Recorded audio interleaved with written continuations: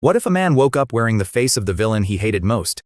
For Zenon Baskerville, surviving the game means defeating both fate and the darkness attached to his name. Dark hair frames a face marked by tired eyes. The boy keeps touching his face, trying to confirm whether this body truly belongs to a character from his favorite game. For Zenon, that familiar mechanic is useful but no longer certain, so he keeps comparing reality with the game he remembers. Games are the one bright spot cutting through his exhausting routine. His favorite title is a classic sword and magic fantasy role-playing game. Tonight, he is already deep into his 42nd run of the game. From his perspective, that familiar mechanic is useful but no longer certain, leaving him with one more reason to stay alert. Like many others, he lives a routine lifestyle, but because of Dungeon Brave, also known as Dan Buer. For Zenon, the danger turns old game knowledge into a real survival advantage, so he keeps comparing reality with the game he remembers. He can endure even his bleak workplace. It never bores him, no matter how many times he plays it. What sets Dan Buer apart is its bond system, where players can deepen relationships with the heroines and unlock romance routes. Now back to the game. The teacher is about to announce the top performers at the entrance exams as the rest of the students hold their breaths. For Zenon, reputation remains an enemy Zenon cannot defeat with strength alone, so he keeps comparing reality with the game he remembers. On the other end of the screen, the gamer is excited as the teacher finally announces the top 4 people. From his perspective, reputation remains an enemy Zenon cannot defeat with strength alone, leaving him with one more reason to stay alert. In 5th place, there is Shiel Uranus, whose starting job is a mage. She is followed by Nagisa Sekai, ranked 4th, whose job is a swordsman. In 3rd place, we have Aerith Centra, a cleric. The top ranker in the exam is Leon Praise. That character's job is a spell blade. In Dan Buer, he is also the protagonist of the story and is the hero's descendant. The central story of the game is all about controlling Leon, increasing intimacy with the heroines, and challenging the Demon King. For Zenon, Leon's reaction matters because the hero still anchors the world's original ending, so he keeps comparing reality with the game he remembers.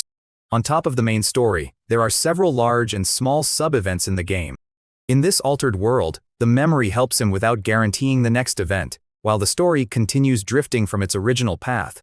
These two are highly popular, but rumor has it that there are a couple of undiscovered sub-events as well. Discovering what these are is one of the true joys of in-depth gameplay elements. What is even more fun in the game is that, depending on the story, at that point, the memory helps him without guaranteeing the next event, and that uncertainty stays with him. The characters' outfits may change. Our avid fan protagonist cannot help but admire how beautiful the ladies are. One of the biggest reasons why Dan Buer sold out so well is that it is known for its mature romance routes. The gamer cannot help but wear a pleased smile, blushing like crazy because the players can pursue several romance routes in the game. For the reincarnated gamer, the old script gives him direction but not complete safety, so the next familiar event no longer feels completely safe. Well, even if it is possible, the harem is not too intense. However, raising intimacy with the heroines is incredibly heart-melting. Of the players were beyond thrilled upon knowing this because it balances both the serious aspect of the role-playing game elements and mature romance elements. In practical terms, the old script gives him direction but not complete safety, because survival now depends on more than memory. Because of the game's success, Dan Buer is adapted into an anime, a manga, and merchandise that launched several different media. What is more, it even released an all-ages version with all the mature scenes cut out. Underneath the humor, that familiar mechanic is useful but no longer certain, while the story continues drifting from its original path.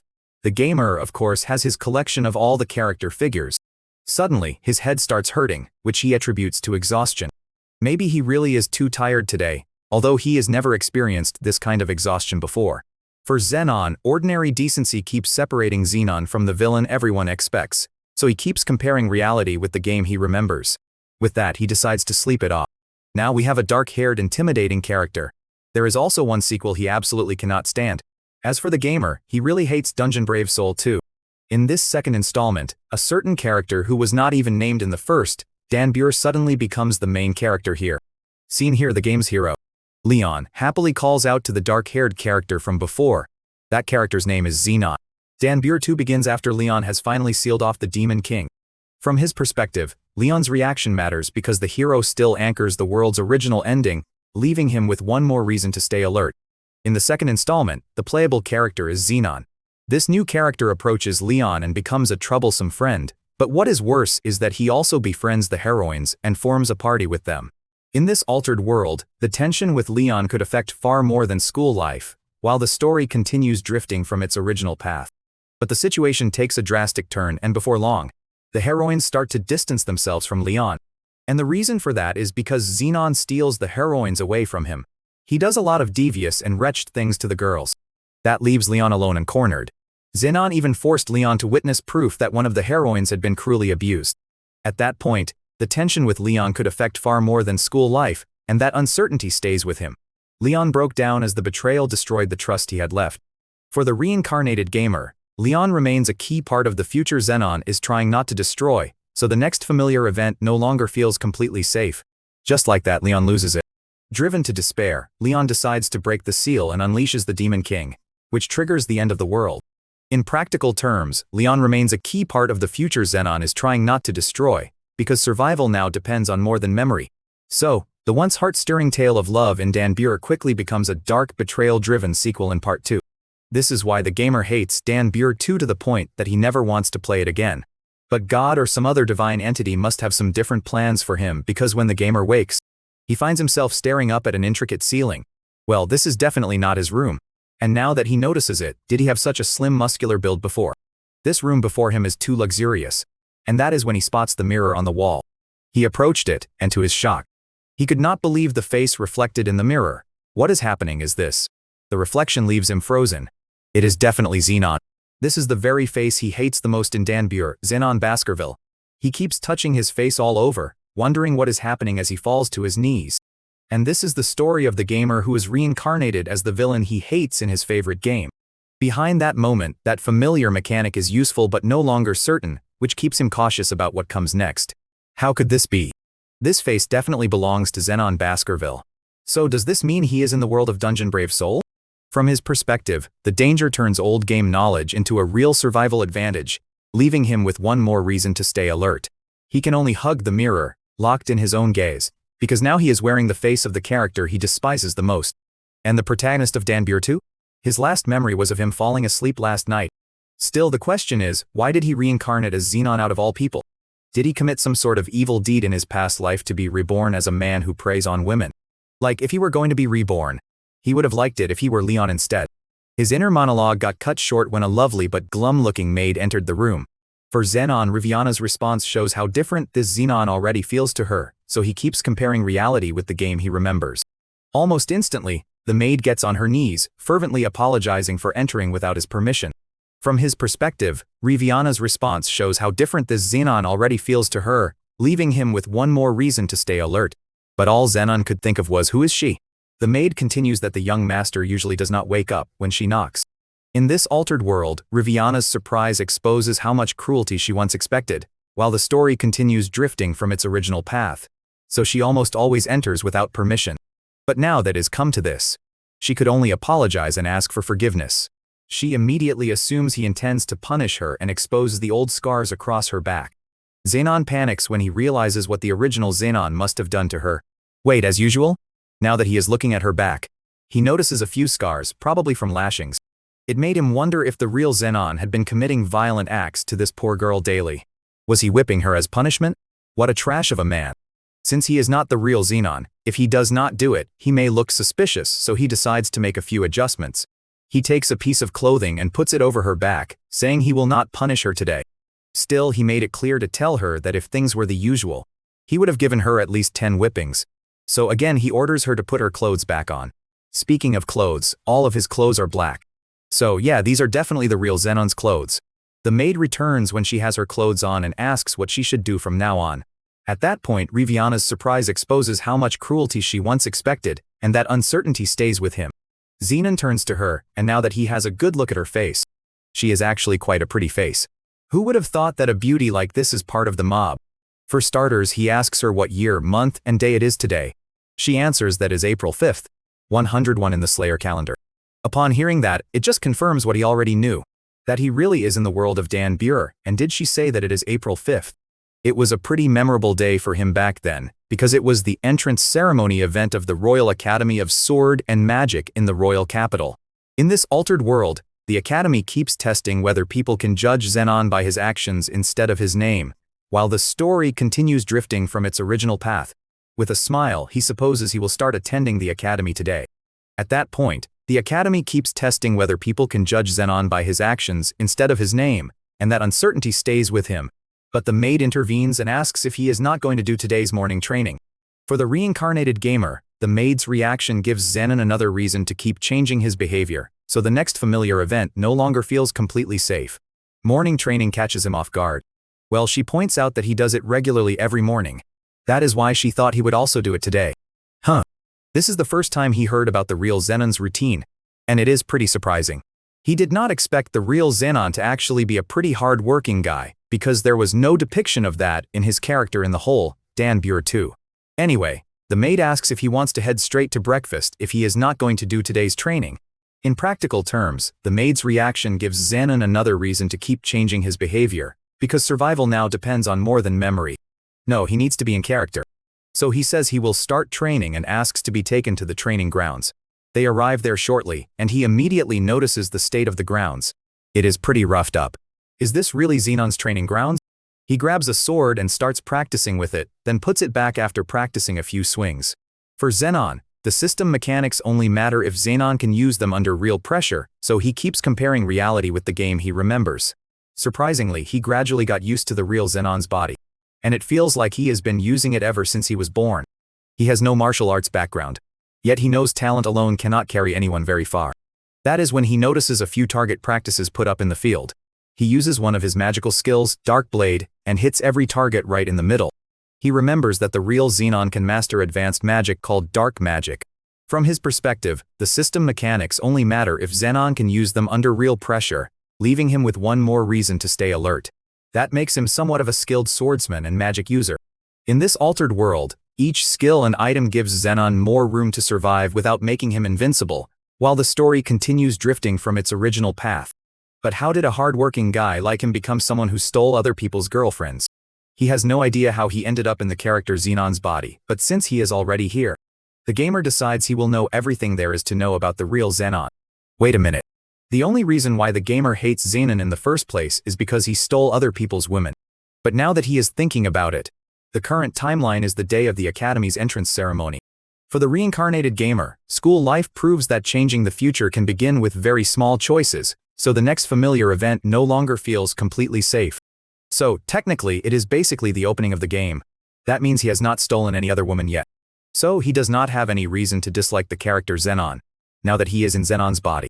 He will make sure to avoid erotic developments like in the second installment, and depending on his position, he can even support Leon in defeating the Demon King or avoid similar danger. Underneath the humor, Leon's reaction matters because the hero still anchors the world's original ending, while the story continues drifting from its original path. This is it. He can practically live a chill and relaxed school life. The maid arrives with another helper, and she brought a basin of water for the young master. Meanwhile, the other girl has towels and a change of clothes. Zenon thanks her for the gesture, but this mere act rendered her frozen. Zenon wipes the sweat off his body. He finally notices she turned into a statue. Why did she turn into stone? It turns out, Zenon has never thanked her for everything she did not once. And we also find out that her name is Riviana as she nearly faints. Underneath the humor, Riviana's response shows how different this Zenon already feels to her, while the story continues drifting from its original path. In the gamer's mind, just how terrible of a guy was this Zenon that he does not even have basic manners. Since he deviated from the original character, the gamer decided to improvise. He tells Riviana how he has always been grateful for her. It is just that he was too shy to say thank you until now. From his perspective, ordinary decency keeps separating Zenon from the villain everyone expects, leaving him with one more reason to stay alert. He expresses his full appreciation to her, and is happy for her unending support. Riviana is overwhelmed by the young master's sincerity, but in his mind. Behind that moment, Riviana's response shows how different this Zenon already feels to her, which keeps him cautious about what comes next. The gamer cannot become a villain like Zenon. So, if he is going to slip up one day, he may as well act as if he is a changed man while he still can. And from the looks of it, Riviana is eating up his act.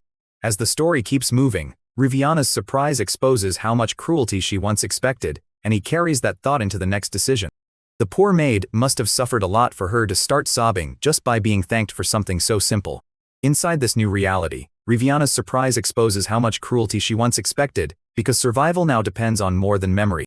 She keeps on crying, proclaiming these are tears of joy and that this is the best day of her life.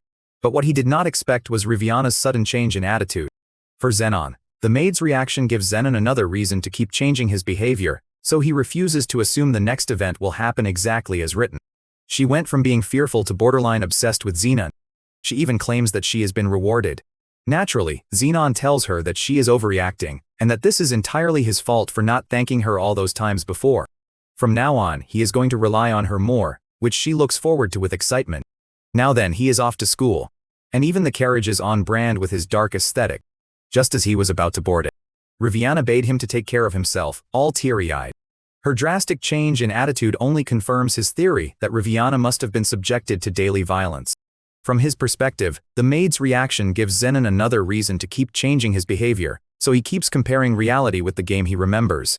That is why his treating her kindly led to her opening herself up completely. He is just going to school. Yet she bids him farewell as if he is off to war or something. Zenon could not take it and told the coach driver to just go. Now then, a little quiet time for himself. It is about time he starts thinking about just how far he should follow the scenario that will not cause trouble. As the story keeps moving, the memory helps him without guaranteeing the next event, and he carries that thought into the next decision. Today's entrance ceremony marks the beginning of Danbir 2. Here it will take Leon 2 years to defeat the Demon King along with the heroines. Behind that moment, Leon's reaction matters because the hero still anchors the world's original ending, which keeps him cautious about what comes next. But as Leon's classmate, Zenon wonders just to what extent he can get himself involved in the main scenario. Inside this new reality, the memory helps him without guaranteeing the next event, because survival now depends on more than memory. He had already made up his mind that he will not cheat or steal someone else's girlfriend. After all, what he loves is pure love. It has been established that Leon is the hero who seals the Demon King, and that Zenon's character steals the heroine. As the story keeps moving, the tension with Leon could affect far more than school life, and he carries that thought into the next decision. From this, the despairing hero resurrects the Demon King, which marks the end of Danbir 2. Along with it is the large-scale magic unleashed by the Demon King that ultimately obliterates the royal capital and everyone else in it. At that point, each skill and item gives Zenon more room to survive without making him invincible, and that uncertainty stays with him. Well, putting it like that, he supposes that it will be enough if Zenon does not steal the women. As for him, he will wait for Leon to defeat the Demon King and totally ignore the game scenario. Inside this new reality, the tension with Leon could affect far more than school life, because survival now depends on more than memory. It is decided, he will not follow the real Zenon's path. It did not take long for Zenon to reach the academy grounds.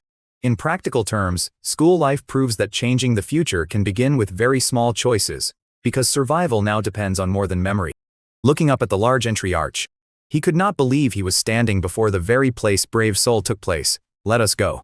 Many other students are already inside the academy grounds, and as soon as he enters, underneath the humor, reputation remains an enemy Zenon cannot defeat with strength alone, while the story continues drifting from its original path. He tries to give himself a little pep talk to calm down. It is pretty pathetic for someone like him to act nervously. Besides, he had already walked through these grounds numerous times in the game. For Zenon, the old script gives him direction but not complete safety, so he refuses to assume the next event will happen exactly as written. That is when he noticed another surprising thing. The other students avoided him like the plague. And they are not even subtle about it. Okay, now he has finally calmed down. Guess it helps that his energy dropped for this. The entrance ceremony will be held in the auditorium soon, and shortly after, a class-specific orientation will follow. Then, after that, the girls will invite Leon for a social gathering where he will meet and get acquainted with the heroines. For Zenon, Leon remains a key part of the future Zenon is trying not to destroy, so he refuses to assume the next event will happen exactly as written. Just thinking about it leaves him grinning, because finally he can attend the legendary social gathering event. His snickering to himself though does poorly for his image because the girls are afraid of him. He tries to reach out and tell them there is nothing to be afraid of, but his looks fail him. He turns to 2 other girls and smiles at them only for it to end up looking creepy, and the girls nearly pale out of fear. Yeah, this one is definitely on him and not on them. He walks it off and makes a mental note to not try and laugh in front of other people with students keeping their distance as he passes by them. The auditorium is no different. He sits by himself because no one wants to sit beside or even near him. Zenon cannot help but get teary-eyed now that he realizes just how alone he feels. But anyway, he is Zenon Baskerville, the brutal cuckold and villain character in the story. He gaslights himself into thinking he is not lonely even when he is alone. It took a little while longer before all the students had filled up the auditorium. Once everyone settled, The head teacher tells them that he will announce the top students who scored the highest on the entrance exams. Behind that moment, reputation remains an enemy Zenon cannot defeat with strength alone, which keeps him cautious about what comes next. Zenon remembers this event as the occasion for unveiling the main heroes. At 5th place there is Shiel Uranus. That character stood when her name was called. She is the daughter of a local noble from the frontier and is also Leon's childhood friend. From his perspective, Leon remains a key part of the future Zenon is trying not to destroy, so he keeps comparing reality with the game he remembers. The two met at the village and it was Seal who encouraged Leon to enroll at this academy. In this altered world, Leon's reaction matters because the hero still anchors the world's original ending, and he carries that thought into the next decision. Her initial job is a mage. That is a rearguard role that specializes in offensive magic. For the reincarnated gamer, the numbers on a status screen now translate into real physical consequences, so the next familiar event no longer feels completely safe. In the gamer's eyes, she is also a lively and curious character who is full of energy. Next, ranked 4th is Nagisa Sekai. Obviously, her appearance alone suggests that she came from an Eastern country with Japanese-style culture. As the daughter of a swordsmanship dojo master and a samurai girl, Nagisa carries a certain darkness in her heart. One of the focal points of her storyline is whether or not she could dispel that darkness. From his perspective, the old script gives him direction but not complete safety, so he keeps comparing reality with the game he remembers. For her initial job, she is a swordsman and her weapon of choice is a katana. In practical terms, the numbers on a status screen now translate into real physical consequences, because survival now depends on more than memory. When it comes to speed, she is much faster than Leon. Ranked 3rd is Aerith Centrea. She is of noble blood and has a cardinal for a father. That also explains her object-oriented design. She is a striking beauty with an unmistakable presence among the heroines. Her initial job is a cleric, and there is also the background of her parents managing the church. Worst of all, she is the pitiful heroine who is taken both in body and spirit by Zenon. Well, now that the gamer is here, he will not let that future happen. Zenon is so far into his own head that he failed to hear the head teacher call his name. As the story keeps moving, the academy keeps testing whether people can judge Zenon by his actions instead of his name, and he carries that thought into the next decision. Zenon Baskerville as the academy's runner-up in 2nd place. He keeps grinning to himself about how all the main heroines are so cute that it makes him want to get involved. So what should he do? This time the head teacher calls his name again, but angrier this time. Inside this new reality, the academy keeps testing whether people can judge Zenon by his actions instead of his name, because survival now depends on more than memory. That snapped Zenon out of his musings as he finally noticed everyone was staring at him with furrowed brows. Oh, he missed his chance to stand up when he was called earlier. That is when he hears it, the chatter about his family name. Although the Baskervilles are a noble family, their name is tainted because rumors have it that they are the ones who assassinated the previous king.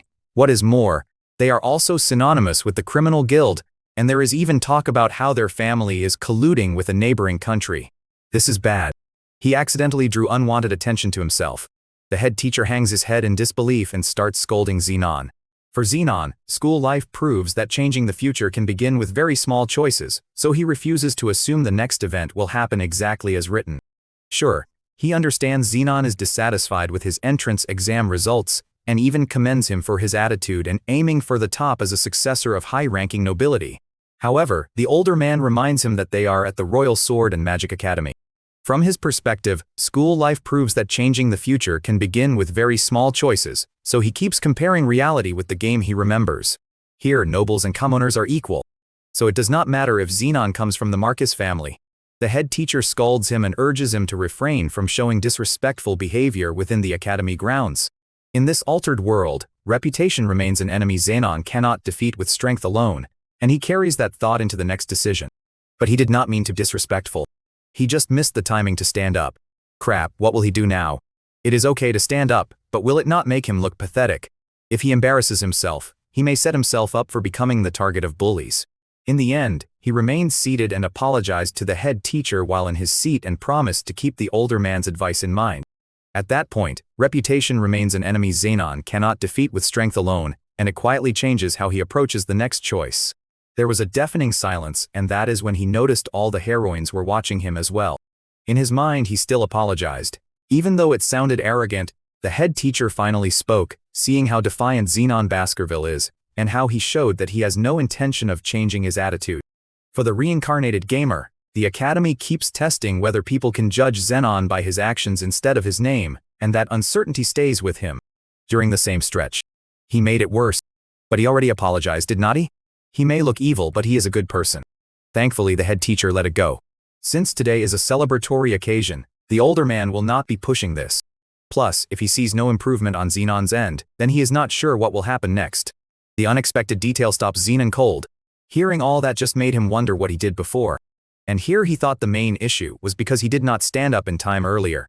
In his defense, he is still not used to Zenon's name. That is why he failed to react in time. Continuing with the announcement, the head teacher announces the top achiever. In practical terms, the academy keeps testing whether people can judge Zenon by his actions instead of his name, so he keeps comparing reality with the game he remembers. The first place in the entrance exam, Leon, their class president. A handsome blonde boy born as the son of a hero. Leon Brave possesses the power to seal the Demon King. He is Danburai's only protagonist, and even though he is born as a commoner, he has excellent grades and is the top student in class. Underneath the humor, school life proves that changing the future can begin with very small choices, leaving him with one more reason to stay alert. Being the main character, he is loved by the heroines. His initial job is Rune Knight, an occupation that uses both close-range combat and magic. Only 2 of them appeared in the game.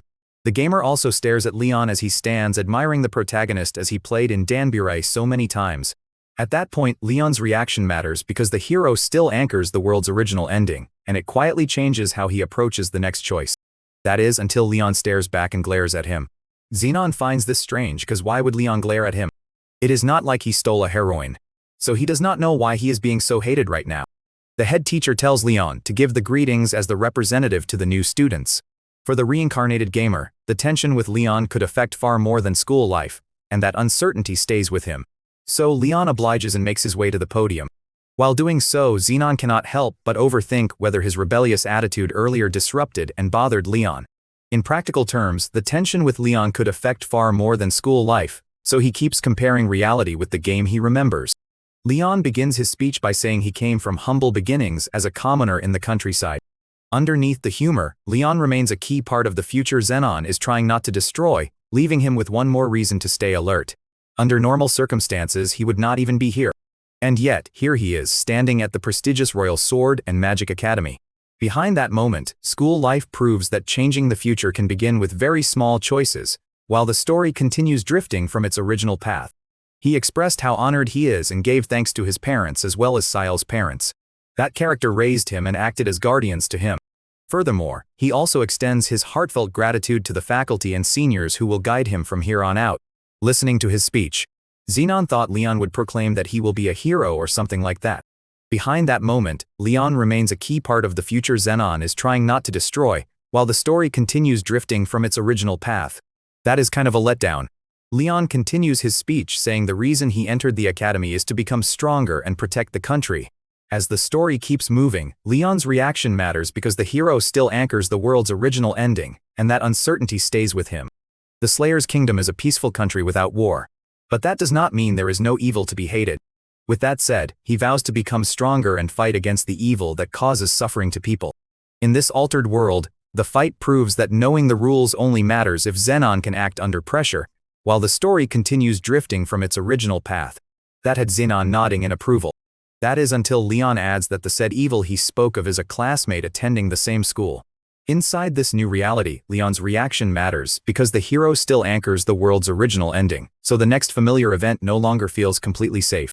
Later, the unexpected detail stops Zenon cold. Zenon did not expect to hear that, and neither did the others as they started murmuring among themselves. Leon gazes straight at Zenon, locking onto him. Zenon, on the other hand, has no idea where all this hatred is coming from. He has not even done anything. Why is Leon, the protagonist, showing him so much hostility? Is he serious? Zenon has a theory. Maybe Danbur too is the dumpster fire of a staff member who was devastated by his relationship with women. In Danbur 1, the character of Zenon was just part of the mob who did not even have his own illustration. Yet in Danbur 2, he suddenly became the villain protagonist and was even given a backstory that did not exist in the first version. It makes Zenon wonder if the settings changed as a result of the forceful connection between Danbur 1 and 2. If that is the case, then could it be possible that Leon started directing towards Zenon, even though the latter has not done anything yet? For Zenon, the tension with Leon could affect far more than school life, because survival now depends on more than memory. If this is the case, then there is no guarantee that Leon will defeat the Demon King as he should, and the story will not even have an happy ending.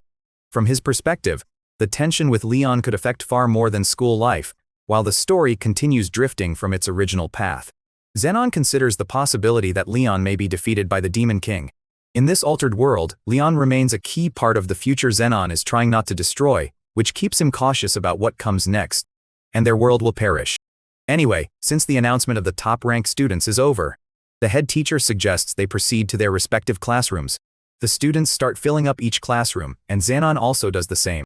He picks a seat and settles down, then proceeds to ponder over the storyline. In this altered world, that familiar mechanic is useful but no longer certain, and he carries that thought into the next decision. If the scenario has changed now, then it just means that all the knowledge he has may not be useful.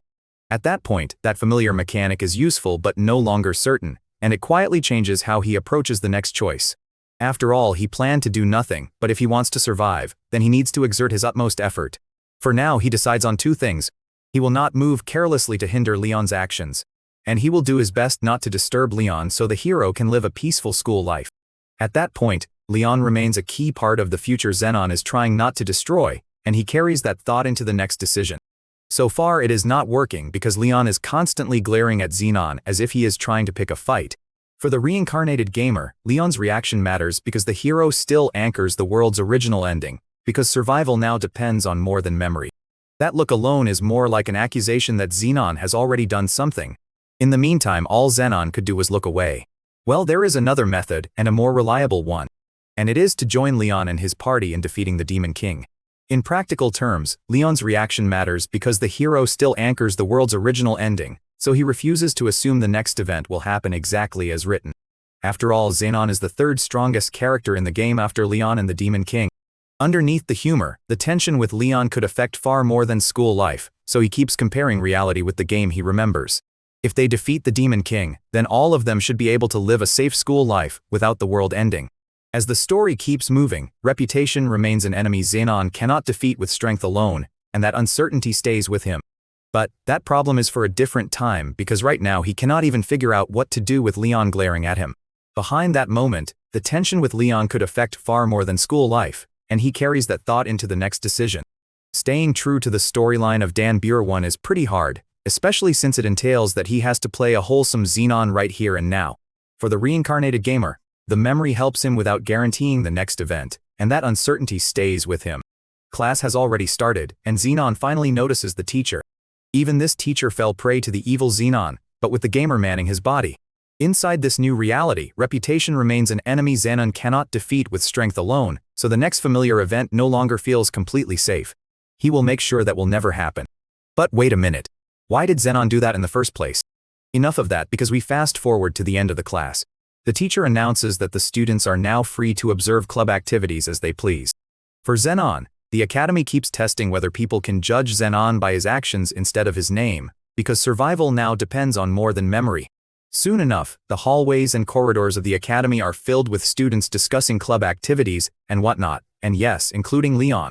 As the story keeps moving, Leon remains a key part of the future Zenon is trying not to destroy, and it quietly changes how he approaches the next choice. For Zenon, of course, he is flying solo. Humans' likes and dislikes are determined by the first impression within a few seconds. Because of his dark aura and scary looks, it does not help that Zenon's character is also part of the notorious Marquis family, who are known for their tyranny throughout the kingdom. It is not like he has anything better to do at the academy, so with that. From his perspective, the academy keeps testing whether people can judge Zenon by his actions instead of his name, while the story continues drifting from its original path.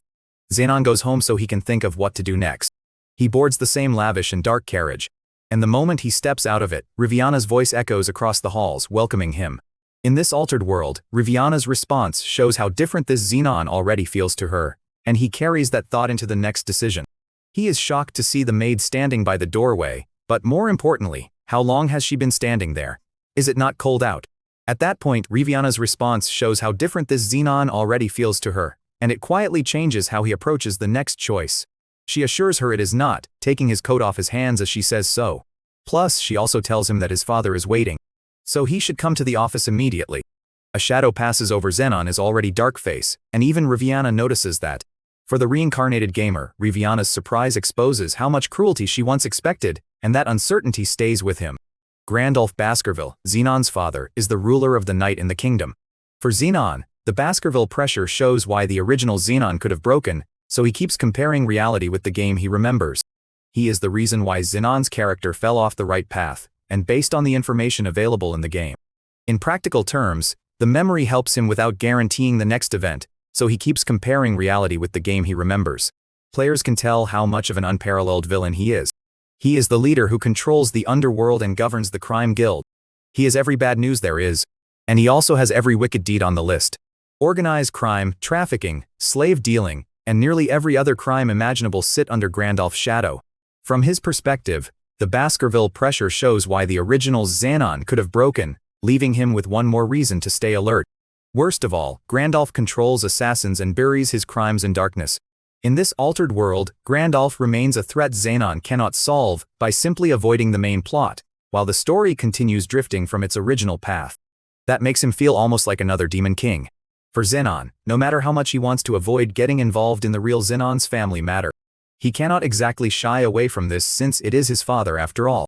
At that point, Grandolph remains a threat Zenon cannot solve by simply avoiding the main plot, and that uncertainty stays with him. With that, Zenon walks over to his old man's office and knocks before entering. Soon as he steps foot in the room, Zenon is attacked by Bloody Chain, rendering him immobile as he falls to the floor. His father looms over him and greets him since it has been a while since the father and son spent time together. For the reincarnated gamer, the danger inside the Baskerville family feels as real as any dungeon, so the next familiar event no longer feels completely safe. Poor Zenon could barely form a word as he finally came face to face with the Grandolph Baskerville. In practical terms, the danger inside the Baskerville family feels as real as any dungeon, because survival now depends on more than memory. His old man is also a dark magic user, and this particular technique, Bloody Chain, restrains and immobilizes their target. What is more, it also deals intermittent damage over time. That is a pretty intense way for torture.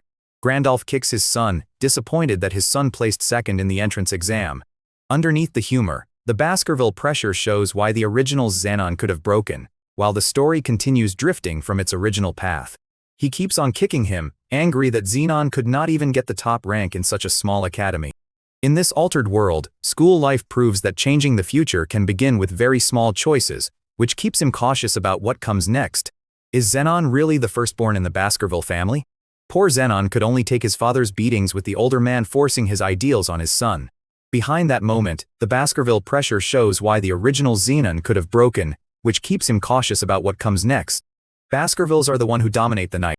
That is why they must be the strongest. For that, he will not allow any sort of defeat in their name. He keeps on beating Zenon for sullying the pride of the Baskerville family. Zenon could not even open his eyes due to the extreme beating, something his old man also scorns him for. He says Zenon is pretty pathetic and disappointing if he cannot even take this kind of beating. In this altered world, a small act of kindness changes another person's view of him immediately, while the story continues drifting from its original path. With that, Grandolph promises worse things to come if Zenon fails to take the top rank in the next exam. As the story keeps moving, Grandolph remains a threat Zenon cannot solve by simply avoiding the main plot, and he carries that thought into the next decision. He turns away, saying he will be away due to work, and orders his son to listen to the orders of the steward and not neglect his training. Zenon manages to walk himself out of his father's study, bruised and bloody. Inside this new reality, Grandolph remains a threat Zenon cannot solve by simply avoiding the main plot, because survival now depends on more than memory. Riviana was right there waiting for him and caught him just as he was about to lose consciousness. In practical terms, Riviana's surprise exposes how much cruelty she once expected, so he keeps comparing reality with the game he remembers. The maid cradles him, promising to start treatment right away as she makes Zenon drink a potion. Underneath the humor, the maid's reaction gives Zenon another reason to keep changing his behavior, leaving him with one more reason to stay alert. It was late at night when Zenon finally came to. He checks his body and sees that the damage done by his father is disappearing. For Zenon, the danger inside the Baskerville family feels as real as any dungeon, so he refuses to assume the next event will happen exactly as written. Then, he sees Riviana slumped over his bedside dozing quietly, and looking at her like this makes him comment on how nice she is. Behind that moment, the maid's reaction gives Zenon another reason to keep changing his behavior, while the story continues drifting from its original path. Be that as it may, Zenon believes that all that kindness is wasted on a depraved bastard who steals other people's lovers. He cannot help but wonder why such a wonderful person like her is serving trash like him. He suddenly remembers the beatings he took from his father earlier, and the mere memory of it makes his body relive the pain. For one, he could not believe that there is a person who actually exists who can do such harsh and vile things to their own child. There is no doubt about it. The reason why Zenon went off track is because of Grandolph Baskerville. From his perspective, the danger inside the Baskerville family feels as real as any dungeon, so he keeps comparing reality with the game he remembers. It must be because Zenon experienced a lot of abuse daily, even when he was much younger. Because of the accumulating burdens, it also put a strain on him mentally until one day he finally snapped. This led to Zenon's character framing Leon and stealing the heroines from him. Inside this new reality, Leon remains a key part of the future Zenon is trying not to destroy, and that uncertainty stays with him. Factor in the fact that Leon came from the hero's bloodline. In the next beat, Leon's reaction matters because the hero still anchors the world's original ending, so he keeps comparing reality with the game he remembers. He is liked by many and loved by the heroines. Plus, he also has the top ranks in the class, closely followed by Zenon. Then there is Zenon, a guy born into a cursed family and despised by many. It did not help that he was also abused and grew up without his father's love. In this altered world, the Baskerville pressure shows why the original Zenon could have broken, and he carries that thought into the next decision. This made Zenon believe that Zenon's character from the game grew envious of Leon. What is more, elsewhere in the same sequence, Leon's reaction matters because the hero still anchors the world's original ending, leaving him with one more reason to stay alert. Leon went on to become a hero by defeating the Demon King, earning the love of many more. In the next beat, the tension with Leon could affect far more than school life, while the story continues drifting from its original path. The hero Leon has exactly everything Zenon does not possess. That makes Zenon believe that the original Zenon must have harbored intense jealousy and hatred towards the main protagonist, an act of brutal revenge or maybe even out of spite. Zenon cackled at Leon and stole all the heroines away from him. In that moment, the tension with Leon could affect far more than school life, and that uncertainty stays with him. Considering all these in mind, Zenon has decided on a new goal in this world. For now, there is someone who should be defeated before the Demon King, and his solid goal is to take down this person. It is none other than the character Zenon's own father, Grandolph Baskerville. At that point, the Baskerville pressure shows why the original Zenon could have broken, and it quietly changes how he approaches the next choice. This evil man is an enemy who should not exist. Now that the gamer is reborn, he intends to live freely and enjoy this world. For that to happen, he will deny both the script of the Dan Buer production staff and the father of the evil leader. Underneath the humor, the old script gives him direction but not complete safety, leaving him with one more reason to stay alert. Then there is Riviana, who stirs in her sleep. Suddenly she sits up straight and sees the young master watching her sleep. She immediately goes for a hug and bursts out crying again. Zenon could not stop her chest from smooshing his face, quickly followed by muffled sounds as the maid clutches him tightly. As the story keeps moving, Riviana's response shows how different this Zenon already feels to her, and that uncertainty stays with him. Riviana checks and sees that Zenon has passed out again. That makes her cry out in panic some more. The night grew deeper and Zenon started to feel better. He decided to write everything he remembered about the game.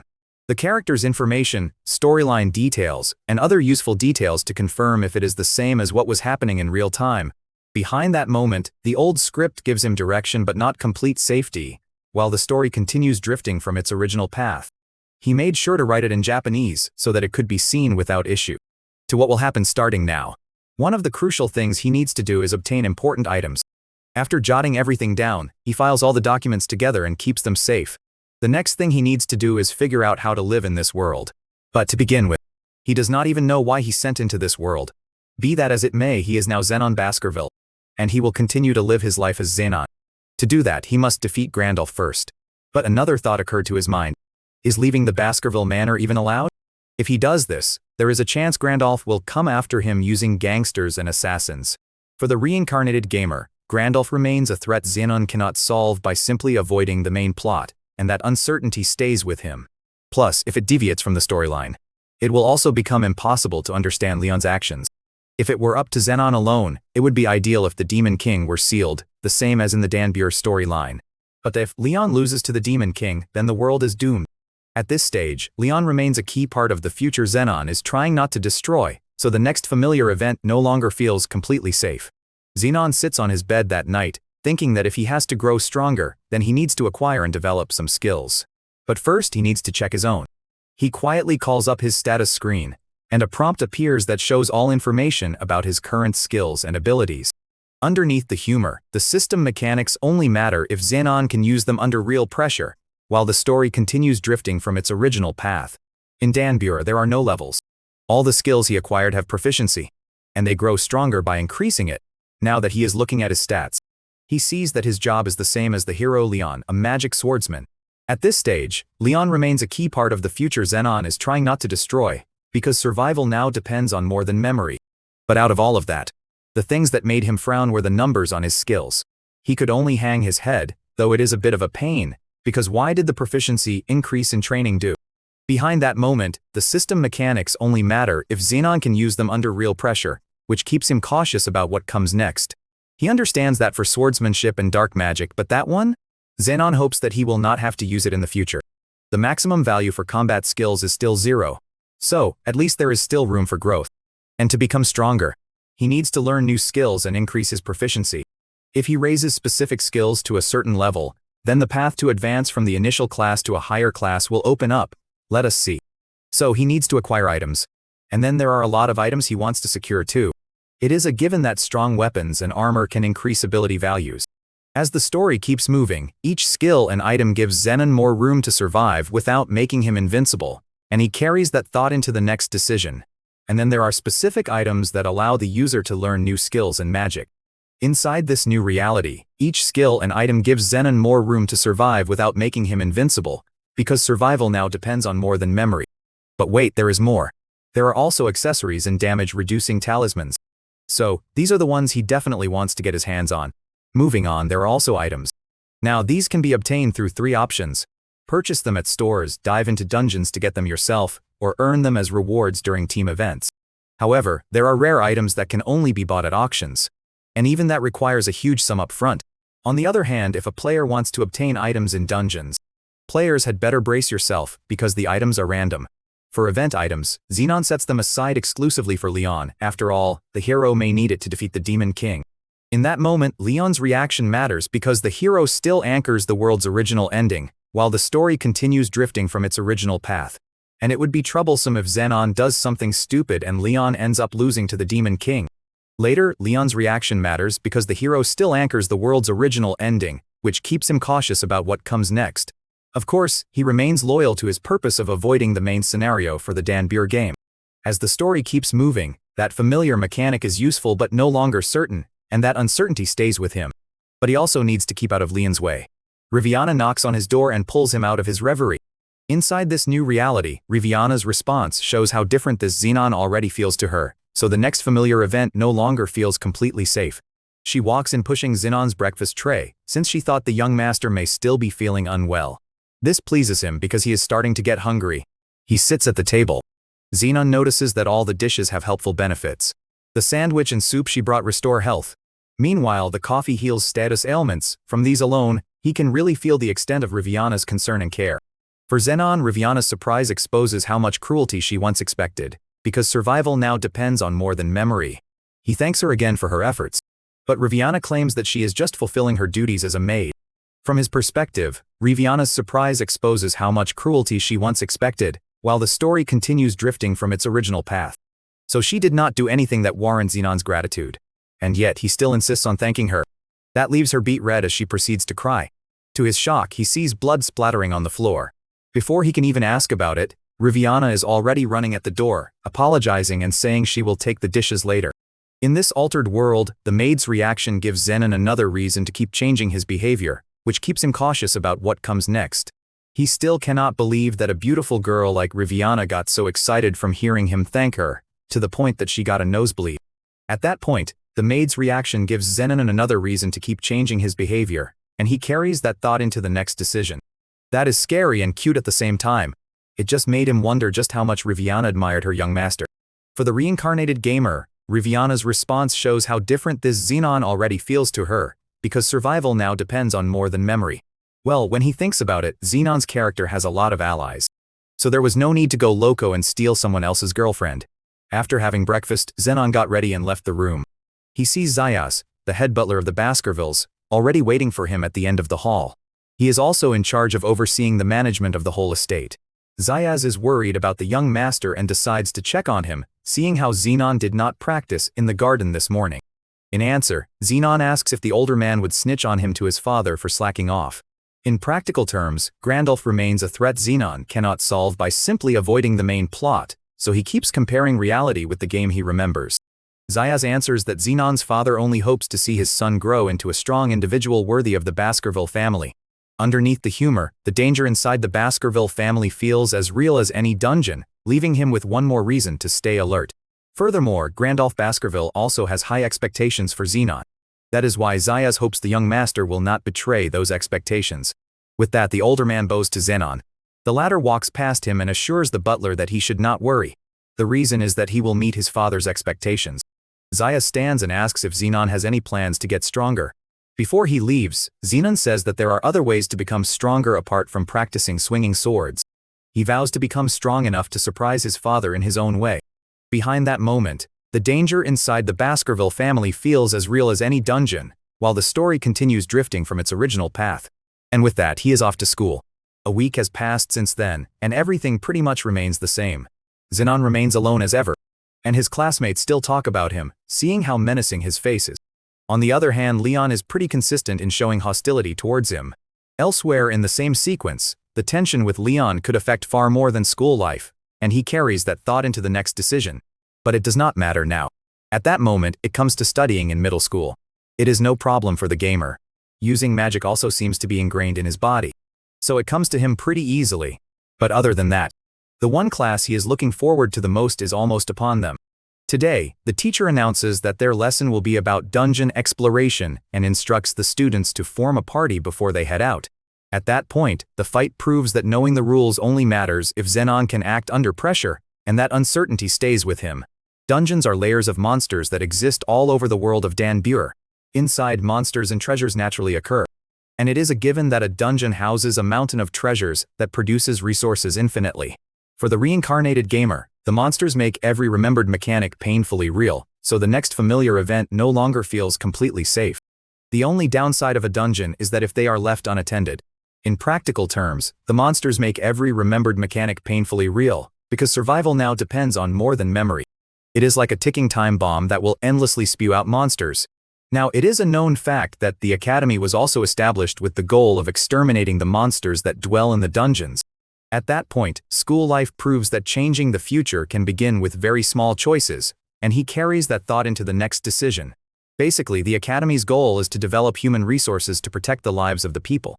For the reincarnated gamer, reputation remains an enemy Zenon cannot defeat with strength alone, because survival now depends on more than memory. Zenon reads the name of the dungeon within the Academy. The Playground of Sages. With everyone gathered at the dungeon's entrance, the teacher spots the obvious loner in the class, specifically Zenon. Underneath the humor, the danger turns old game knowledge into a real survival advantage, while the story continues drifting from its original path. So he has to air out that he is perfectly fine on his own. Plus, it is not like he needs anyone else. He is fine on his own doing the tutorial dungeon. Even their teacher cannot really say much to that. But thankfully, another classmate steps up and says she is fine on her own. In practical terms, reputation remains an enemy Zenon cannot defeat with strength alone, so he refuses to assume the next event will happen exactly as written. Nagisa Sakai. The gamer remembers her character as distrustful at first, refusing to interact with anyone. But once she was together with Leon, she managed to open her heart up, which is crucial for her future. The teacher tells them that exploring the dungeon solo is pretty dangerous, especially if it is their first time doing so. Behind that moment, the danger turns old game knowledge into a real survival advantage, which keeps him cautious about what comes next. With that said, she asks if it is okay for Nagisa and Zenon to form a duo, but the two of them will not budge and insist on going solo. For Zenon, it is because he does not want to mess up Leon's storyline. Elsewhere in the same sequence, the tension with Leon could affect far more than school life, because survival now depends on more than memory. So he is bent on keeping minimal contact with Nagisa, one of the main heroines. The teacher can only release an exasperated sigh. But she did try her best to set them up for the better no. Honestly speaking, she tells them that there are not any particularly dangerous monsters in the dungeon, but if anything happens inside, then it is their own responsibility. As the story keeps moving, The fight proves that knowing the rules only matters if Zenon can act under pressure, and he carries that thought into the next decision. And in the unlikely event that they may lose their life inside, she tells them that the academy will not take responsibility. With that said, she urges everyone not to act brashly, now that she has said everything that needs to be said. The teacher instructs them to start exploring in order. The next party will enter the dungeon 10 minutes after the previous party enters. Inside this new reality, the fight proves that knowing the rules only matters if Zenon can act under pressure, because survival now depends on more than memory. She also urges them to make sure they bring back the collected items and drop materials from the monsters they will find. The management guild does not buy any of the items, but those will be reflected in their grades. With that, some of the students proclaim that they will go first, but others are against it, insisting their group should go ahead. Soon enough, everybody is bickering with everybody, unable to decide on which order they should go with. Looking at them like this, Zenon can only sigh since everyone's eager to get into the dungeon. For Zenon, the monsters make every remembered mechanic painfully real, so he refuses to assume the next event will happen exactly as written. All this bickering could have been avoided if only the teacher had decided on the order. Underneath the humor, the academy keeps testing whether people can judge Zenon by his actions instead of his name, so he keeps comparing reality with the game he remembers. In the next beat, it turns out he is not the only one pissed at all the bickering. Nagisa looks at their classmates in disdain, frowning since they all act as if they are going on an outing. That is pretty reckless. From there, the unexpected detail stops Zenon cold. Zenon is more surprised that she is talking to him. It is the first time a classmate has spoken to him after all. Behind that moment, the academy keeps testing whether people can judge Zenon by his actions instead of his name, and he carries that thought into the next decision. Nagisa points out that everyone cannot help it, since Zenon's face spells out trouble. And there is also the fact that they are scared of him. They cannot help it. He could not be more sorry for that. But other than that, he is curious what Nagisa is up to. She simply answers that out of all of them, he is the only one who looks like he had nothing to do. With that, she marches ahead and says to Zenon that she wants him to tell everyone that if they have not decided the order yet, then she will take the lead. Zenon could not even do anything, since she continued to walk ahead without looking back. My. This girl has a surprisingly good personality. She walks past her classmates. The others start calling her out, saying it is not fair. But even all their complaints fall on her deaf ears. With her already inside, the others are still going on about how unfair she was. So this time Zenon steps in and lets them have it.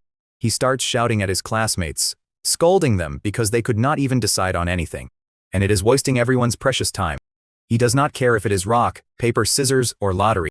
So they should hurry the hell up and make up their minds, since the sun is already setting. His sudden outburst got them all to shut up. And in the end, they quietly decided the order through rock, paper, scissors. The order of entry went by smoothly, thanks to his scolding. The teacher approaches Zenon, commending him for his surprising leadership skills. She did not expect it at all coming from him. That is why she has a newfound respect for him. In answer, he tells her that she does not need to change her opinion of him. And she does not even know anything about him, right?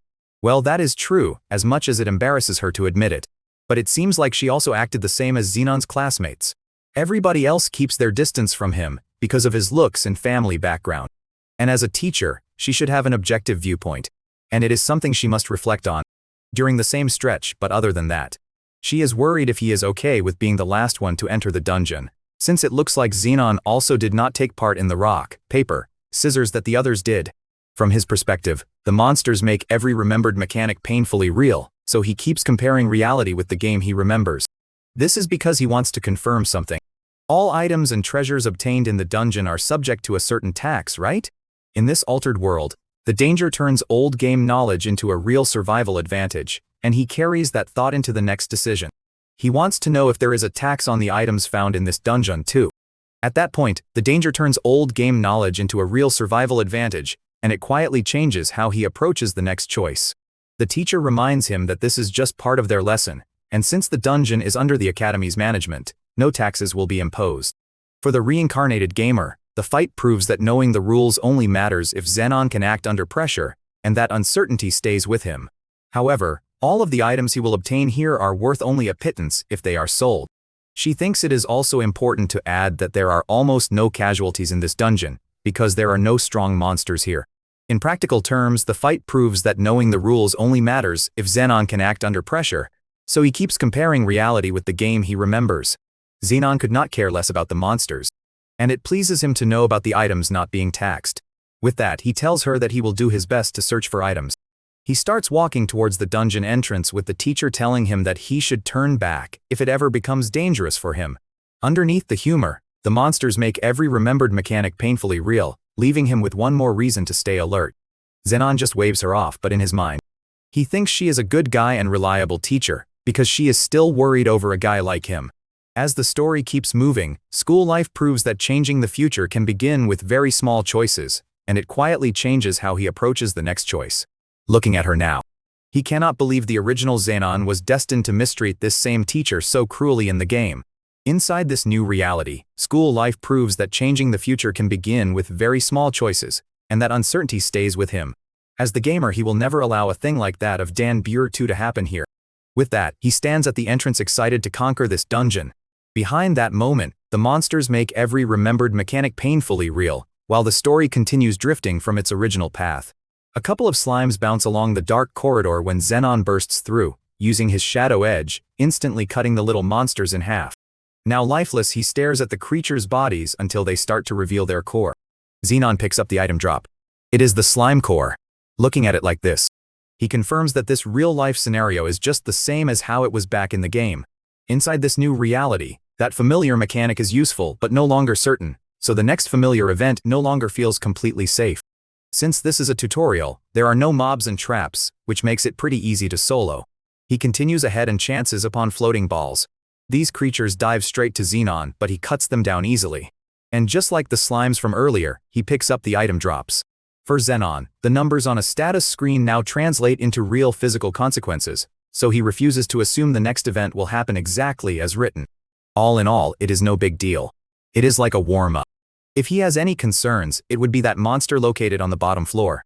As the story keeps moving, the danger turns old game knowledge into a real survival advantage, and that uncertainty stays with him. The further he goes into the dungeon, the more he encounters slimes in greater numbers. This time, the slimes are moving in unison, probably so they could attack Zenon better. But it does not matter for Zenon because he knows minor monsters will always be minor monsters.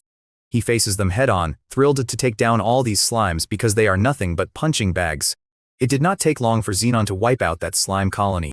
Inside this new reality, the danger turns old game knowledge into a real survival advantage, so the next familiar event no longer feels completely safe. So he continues walking until he reaches the corridor that leads to the lower levels. He makes his way down, and he has barely entered the lower portion when he sees 3 of his classmates who were injured. One of them is in far worse shape compared to the 2 and overhears them talking. The other guy feels like crap for losing against such a minor monster. For Zenon, the fight proves that knowing the rules only matters if Zenon can act under pressure, because survival now depends on more than memory. But he tries not to think too much about it. It is his first dungeon exploration after all. Meanwhile, Zenon is killing it. That leaves a trail of dead bodies in his wake while he casually walks along the dark corridors. He descends into the deeper levels until he is finally on the 3rd floor of the lower levels.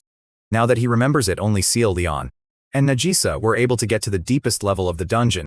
From his perspective, the fight proves that knowing the rules only matters if Zenon can act under pressure, while the story continues drifting from its original path.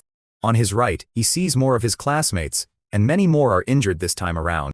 He already expected this much, that the number of casualties would increase the deeper they go. That is when he notices 2 of his classmates doing something out of the box. A girl is healing another boy whose head is resting on her lap. It is an A class with a cheat skill, but he decides to look away. Zenon knows reckless teammates can become a burden the moment real danger appears. He hears a voice telling everybody to line up so she can heal them. It is Aerith. The blonde beauty freely heals everyone, and what is even more impressive is that no matter how many people she heals, her mana never runs out. As expected of Aerith Centrea, the sage, her classmates continue to thank her while Zenon stands dumbfounded in his spot. At that point, a small act of kindness changes another person's view of him immediately, and that uncertainty stays with him. He immediately slaps the hell out of his face, trying not to get too enthralled with Aerith. If he had stared any longer, he is pretty sure he would have fallen for her, and we cannot have that. It would be a bad ending for the Demon King's resurrection if he suddenly became the cuckold protagonist. So to avoid falling into temptation, Zenon walks away. However, Aerith already saw him. She approaches him and calls out to Zenon. The latter turns, greeting the Academy's 3rd place. But Aerith looks up to him with an almost smoldering gaze. The other students start to get nervous at the sudden face-off. But there is no malice between the two. For Aerith, she just wants to heal Xenon, but upon checking his body, it looks like he does not need it. Xenon points out that this is just a tutorial dungeon and asks her what she has been doing all this time. In this altered world, the monsters make every remembered mechanic painfully real, which keeps him cautious about what comes next. She has been healing everyone, that is what. After all, she is someone who cannot leave an injured person alone. Xenon looks away, commenting on how merciful she is, but should not she also keep moving forward? Aerith smiles and happily tells him that she has permission from her friends. If anything, she believes it more important for someone here to move forward a step at a time for the party to reach their goal. Well, Xenon cannot say much about them being buddy-buddy and all that. For Aerith, he knows she is the very embodiment of dedication and self-sacrifice. And she would even willingly sacrifice herself just for anyone. In Dan Buer, there were moments when she risked her life to try and save people who were in trouble. Sure, her saintly behavior is admirable, but for the gamer, it only made him anxious in the game. She is a good girl all in all, but he cannot help but feel a little annoyed because of her selflessness. He cannot understand people who would sacrifice themselves to help others, and would even willingly give up their own happiness for other people. It is absurd. Xenon continues on his solo exploration, turning his back against Aerith without another word. It is not his place to tell her off. He will just leave all that scolding for the hero. Aerith calls out to him and asks if there is a problem. But Xenon does not answer directly. Instead, he just tells her that he is going ahead and that she should continue helping others, but only to do it in moderation. He heads to a dark tunnel. Xenon reminds himself that he is not the one who will save Aerith, the wounded saint. It is Leon. The hero should be the one to free Aerith from the cycle of self-sacrifice. So it is not his call to make. Just like the real villain Xenon, he will leave with style. He descends a long winding tunnel, so deep that light barely reaches the deepest parts, until finally he is on the 4th floor. No sooner had he set foot on the level than a group of rabid rabbits with horns came running to attack him. But alas, they were no match for Xenon. That character cuts them all down with ease. Still, he finds none of his classmates in the area, which goes to show that none of them got very far. So Leon, Ciel, and Nagisa have most likely reached the lowest floor by now. Later, Leon remains a key part of the future Xenon is trying not to destroy, so he refuses to assume the next event will happen exactly as written. He bags the item drops and remembers that if he is following the storyline of Dan Buer, then Leon should have probably defeated that monster by now. At another point, Leon remains a key part of the future Xenon is trying not to destroy, so he keeps comparing reality with the game he remembers. Meanwhile, our Leon is stuck with these measly flying orbs as his opponents. During the same stretch, Leon's reaction matters, because the hero still anchors the world's original ending, and he carries that thought into the next decision. He is obviously unsatisfied with this, but is this it? Does this wrap up his first dungeon experience? Just then, a cry of pain pierced through the cave. That makes Xenon turn in the direction of the voice. It is coming from that cavern. He hears more voices, frantic at what the others just did, and telling somebody else to get back. Xenon dashes in their direction, and by the sound of their voice, he wonders how bad those people must be struggling to make that sound. Xenon emerges from the corridor. He sees 2 of his classmates and spots the thing that is keeping both classmates preoccupied. It is a gargoyle. But wait, should not that monster be on the lowest floor? The creature attacks and slashes the girl named Alicia, angering the boy, even though he is badly beaten as he is. The gargoyle snickers in reply, bent on killing the humans and even almost obsessed with doing it. At that point, the monsters make every remembered mechanic painfully real, and he carries that thought into the next decision. Xenon is confused because this monster is not supposed to be here. For the reincarnated gamer, the danger turns old game knowledge into a real survival advantage, because survival now depends on more than memory. They are supposed to fight it on the lowest floor. In the game's storyline, Leon, Ciel, and Nagisa fight together, and Leon awakens the powers of the hero's blood. During the same stretch, Leon's reaction matters because the hero still anchors the world's original ending, and it quietly changes how he approaches the next choice. That alone is supposed to drive the gargoyle back. Oh no, he forgot about it. But the gargoyle actually ran away somewhere during the fight. This incident was briefly mentioned in the game, and how the monster killed several of their classmates while fleeing. In practical terms, the danger turns old game knowledge into a real survival advantage, so he refuses to assume the next event will happen exactly as written. Because of what happened, Leon could not help but blame himself for the death of his classmate. Elsewhere in the same sequence, the tension with Leon could affect far more than school life, and that uncertainty stays with him. This made him reflect deeply on his weakness, inspiring him to train harder. That is the classic growth flag. Looking at these 2 who are being hounded by the gargoyle. Underneath the humor, the the fight proves that knowing the rules only matters if Zenon can act under pressure, so he keeps comparing reality with the game he remembers. Zenon finally understands that the classmates who died in the game are these two. For Zenon, the memory helps him without guaranteeing the next event, because survival now depends on more than memory. They are nothing but mob characters who were compelled to die. But they should have their own lives too, right? Seeing the boy struggle in front of him, Zenon remembers the pain of Leon and Danbur. For the hero Leon's growth, this boy must have his life taken. In the next beat, the tension with Leon could affect far more than school life, so he keeps comparing reality with the game he remembers. Zenon looks away, murmuring to himself that helping them would be bad, right? For Leon to hate the demon race and grow as a hero, this classmate of his needs to die. A little later, Leon remains a key part of the future Zenon is trying not to destroy, leaving him with one more reason to stay alert. Zenon contemplates what is happening before his eyes because if he decides to step up here, the future where Leon defeats the Demon King and saves the world might change. At this stage, Leon remains a key part of the future Zenon is trying not to destroy, while the story continues drifting from its original path. With that, he sheathes his sword and turns away. He chooses to ignore what is happening before his eyes, and can only hope these two will not take it the wrong way. Just then, the gargoyle finally disarms his classmate. That leaves them both exposed and vulnerable. Zenon continues to walk away. He stops in his tracks when he hears them trying to save each other, even though it is futile. The two huddle together, seeing how they have no choice but to accept death. But suddenly, something strikes the gargoyle, knocking it off balance. These two cannot believe it as someone stands between them and the monster. Behind that moment, the fight proves that knowing the rules only matters if Zenon can act under pressure, and he carries that thought into the next decision. Zenon fights the gargoyle head-on because he could not help it. As the story keeps moving, the monsters make every remembered mechanic painfully real, and it quietly changes how he approaches the next choice. In the end, being the villain does not suit him, after all. A classmate calls out in disbelief after recognizing Baskerville. But Zenon quickly silences it. He justifies his intervention by saying a hero who cannot grow stronger just because of a rewritten scenario is not a true hero. From his perspective, the memory helps him without guaranteeing the next event, while the story continues drifting from its original path. And if he abandons someone in a situation like this, then that would only mean that he really has become a piece of trash. With that said, Zenon proclaims that he refuses to let his classmates die just for the sake of the scenario. In this altered world, the old script gives him direction but not complete safety, which keeps him cautious about what comes next. Obviously, the gargoyle is not too happy with this intervention, and he is pissed at Zenon for it, promising the human that he will not get away with it.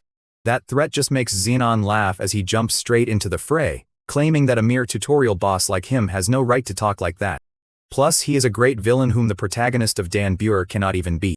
Did this gargoyle, a mob monster, really think he stands a chance against Zenon? Inside this new reality, the monsters make every remembered mechanic painfully real, and that uncertainty stays with him. The gargoyle unfurls its wings and lets out a roar, kicking Zenon but only to end up missing him. From there, the danger turns old game knowledge into a real survival advantage, so he keeps comparing reality with the game he remembers. Zenon attacks the monster's limb, but it has no effect. He is pretty tough. The gargoyle cackles again, shouting that it is all useless. Zenon is a little annoyed that his physical attacks do not work, but if memory serves him right, this gargoyle has the same level of strength as the monster players encounter mid-game. At another point, the danger turns old game knowledge into a real survival advantage, leaving him with one more reason to stay alert. With the rusty sword as the starting equipment, he cannot land a single blow on the monster. During the same stretch, the fight proves that knowing the rules only matters if Zenon can act under pressure, while the story continues drifting from its original path. So this time he tries something different. He uses dark magic and hurls Shadow Edge at the gargoyle. From there, the fight proves that knowing the rules only matters if Zenon can act under pressure, and that uncertainty stays with him. Now that attack definitely hurt the monster. He knows it. The gargoyle has high physical stats but low magic resistance. So in this case, it is pretty obvious that Zenon's only option is to attack it with magic. From his perspective, the numbers on a status screen now translate into real physical consequences, so he keeps comparing reality with the game he remembers. The only question is, how many dozen magic attacks does he need to execute to take it down? In this altered world, the system mechanics only matter if Zenon can use them under real pressure, and he carries that thought into the next decision. The gargoyle flies away, and Zenon notices a piece of shrapnel forming on the monster's forearms. From there, the monsters make every remembered mechanic painfully real, so the next familiar event no longer feels completely safe. The gargoyle fires all of these in Zenon's direction, which the latter dodges. At this stage, the monsters make every remembered mechanic painfully real, because survival now depends on more than memory.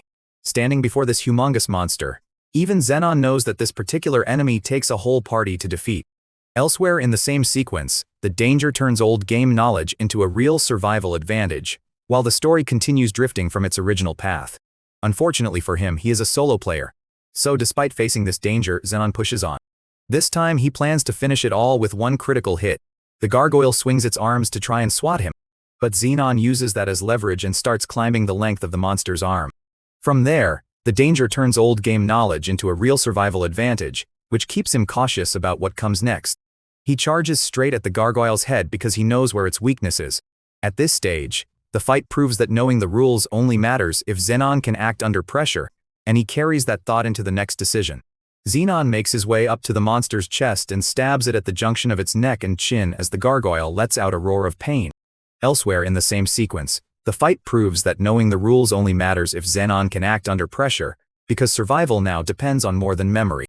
The game taught him that every enemy in Danbur has a fixed weak point. At that point, the old script gives him direction but not complete safety, and he carries that thought into the next decision. So, when they are attacked there, it will be treated as a critical hit. In the case of the gargoyle, this enemy's weak spot is just right under its chin.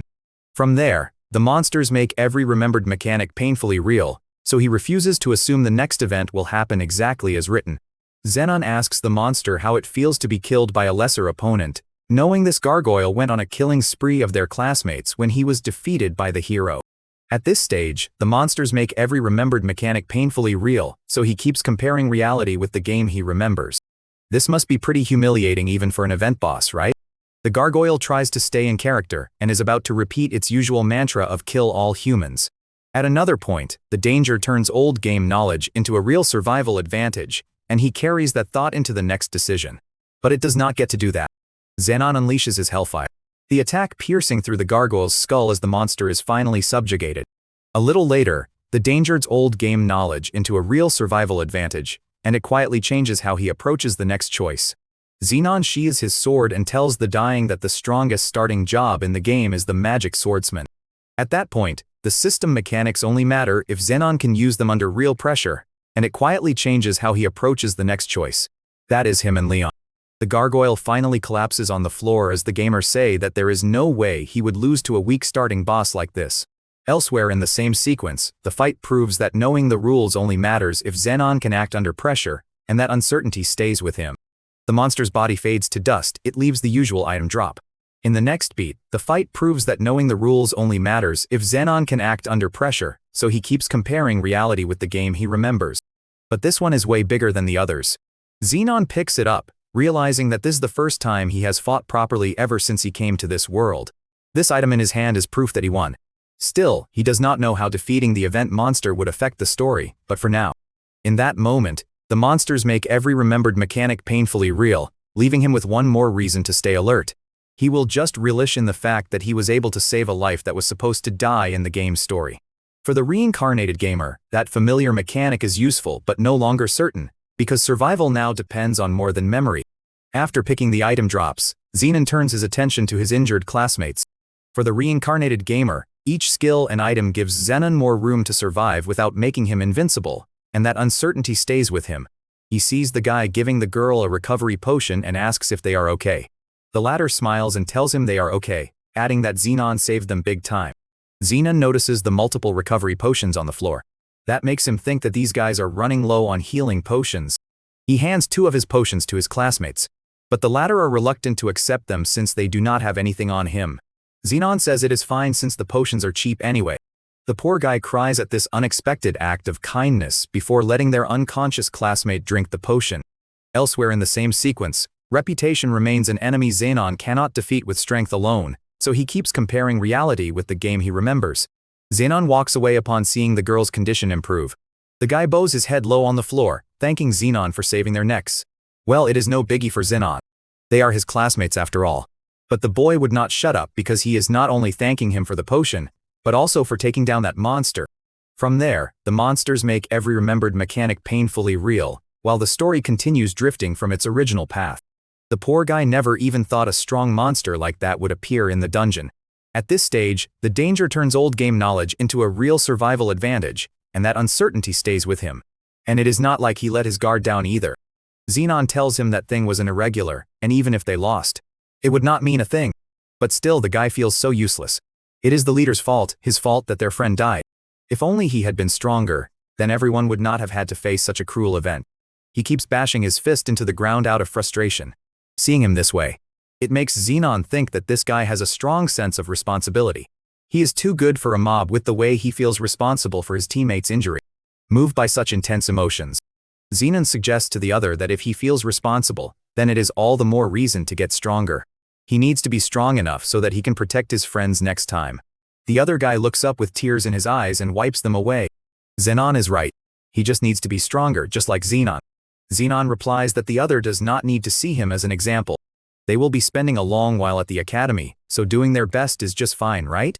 In that moment, reputation remains an enemy Xenon cannot defeat with strength alone, leaving him with one more reason to stay alert.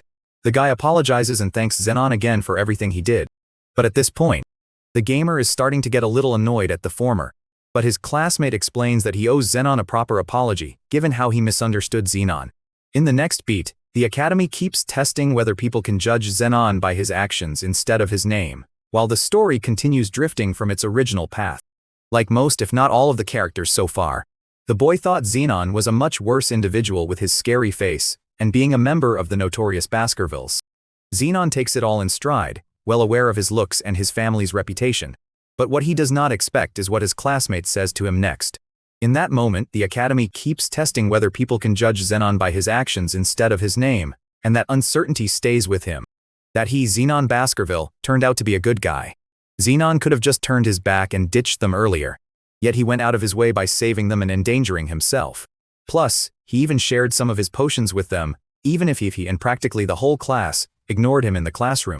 This guy gives a 90-degree bow and apologizes to Xenon with sincerity. Such a heartfelt expression flusters the gamer, but since he has a role to play, he just cleared his throat in response. Now that he thinks about it, he has always been a loner. And this is the first time a classmate has properly talked to him. In that moment, school life proves that changing the future can begin with very small choices, so the next familiar event no longer feels completely safe. After being in solitude for too long, even the gamer has no idea what to say. Needless to say, he is embarrassed. Xenon takes one of the item drops from his pocket and gives it to his classmate. At another point, school life proves that changing the future can begin with very small choices, because survival now depends on more than memory. He tells the other guy that he should not worry too much, because even Xenon himself is aware of how scary his face is, and that the Baskervilles are evil. Besides the item drops, Xenon also hands the guy a monster-repelling magic incense before he goes ahead. A little later, the danger turns old game knowledge into a real survival advantage, so the next familiar event no longer feels completely safe. This one only works for repelling weak monsters though. Still, he thinks the guy and their other classmates should be fine fighting against monsters of that caliber. His classmate could not be more grateful for everything Xenon did, vowing to repay this favor someday. Later, reputation remains an enemy Xenon cannot defeat with strength alone, while the story continues drifting from its original path. For the first time, Xenon flashes a genuine smile towards someone besides Riviana, saying the latter can just repay him when he succeeds. In practical terms, Riviana's response shows how different this Xenon already feels to her, so he refuses to assume the next event will happen exactly as written. Xenon continues deeper into the dungeon and encounters a pack of dark wolves. During the same stretch, the fight proves that knowing the rules only matters if Xenon can act under pressure, because survival now depends on more than memory. But before the monsters could even attack him, Xenon had already taken them down. Compared to the gargoyle, these monsters are easier minor monsters. He progressed deeper. There was a gradual change in the architecture of the place, and from rocky caverns, the surrounding area is now built of polished bricks. This is the lowest floor, also known as the playground of the wise. Soon as Xenon enters this level, he notices that there are other people already there. Leon is surprised to see him there, and on both of sides are Nagisa and Seal. During the same stretch, Leon's reaction matters because the hero still anchors the world's original ending, and that uncertainty stays with him. Xenon asks if they were okay. But he already expected this much from the descendant of the hero. Leon asks him in return how he knew they were in danger. In that moment, Leon's reaction matters because the hero still anchors the world's original ending, so the next familiar event no longer feels completely safe. But it suddenly clicked. Was it all Zenon's doing? Zenon just shrugs, having absolutely no idea what Leon is angry about. At another point, the tension with Leon could affect far more than school life, because survival now depends on more than memory. What he knows is that a powerful monster appeared earlier, and he just thought Leon and the others encountered it too. As events continue, the tension with Leon could affect far more than school life, while the story continues drifting from its original path. A little later, wait a minute. So, does this mean that Zenon was attacked by the monster too? In that moment, the fight proves that knowing the rules only matters if Zenon can act under pressure, while the story continues drifting from its original path. Leon finds it unbelievable that Zenon managed to escape unharmed. The latter explains that even if he is unharmed, the monster has injured their other classmates. Leon's knees buckle upon hearing that. He feels shame, regret, and disappointment in himself all at once and starts crying. If only he had not let the monster slip away. Seal cries along with him, consoling him that it is not his fault. If Leon was not with them, then she and Nagisa would have been killed. From there, Leon remains a key part of the future Zenon is trying not to destroy, which keeps him cautious about what comes next. It was Leon who protected them against the monster.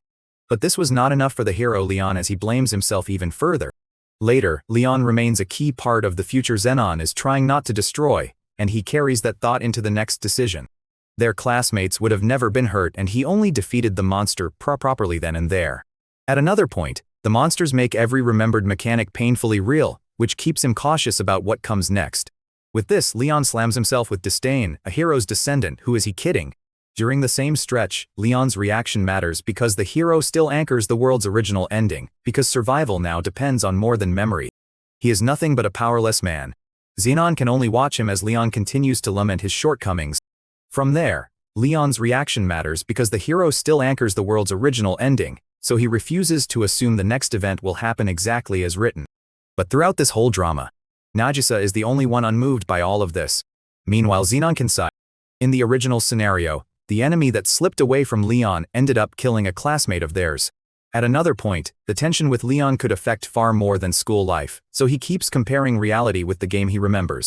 From there, Leon experiences a dramatic growth due to intense regret, but given how Zenon made a couple of changes. During the same stretch, the tension with Leon could affect far more than school life, and he carries that thought into the next decision. He wonders if they can still expect the same growth as the one in the original scenario. In practical terms, that familiar mechanic is useful but no longer certain, so he refuses to assume the next event will happen exactly as written.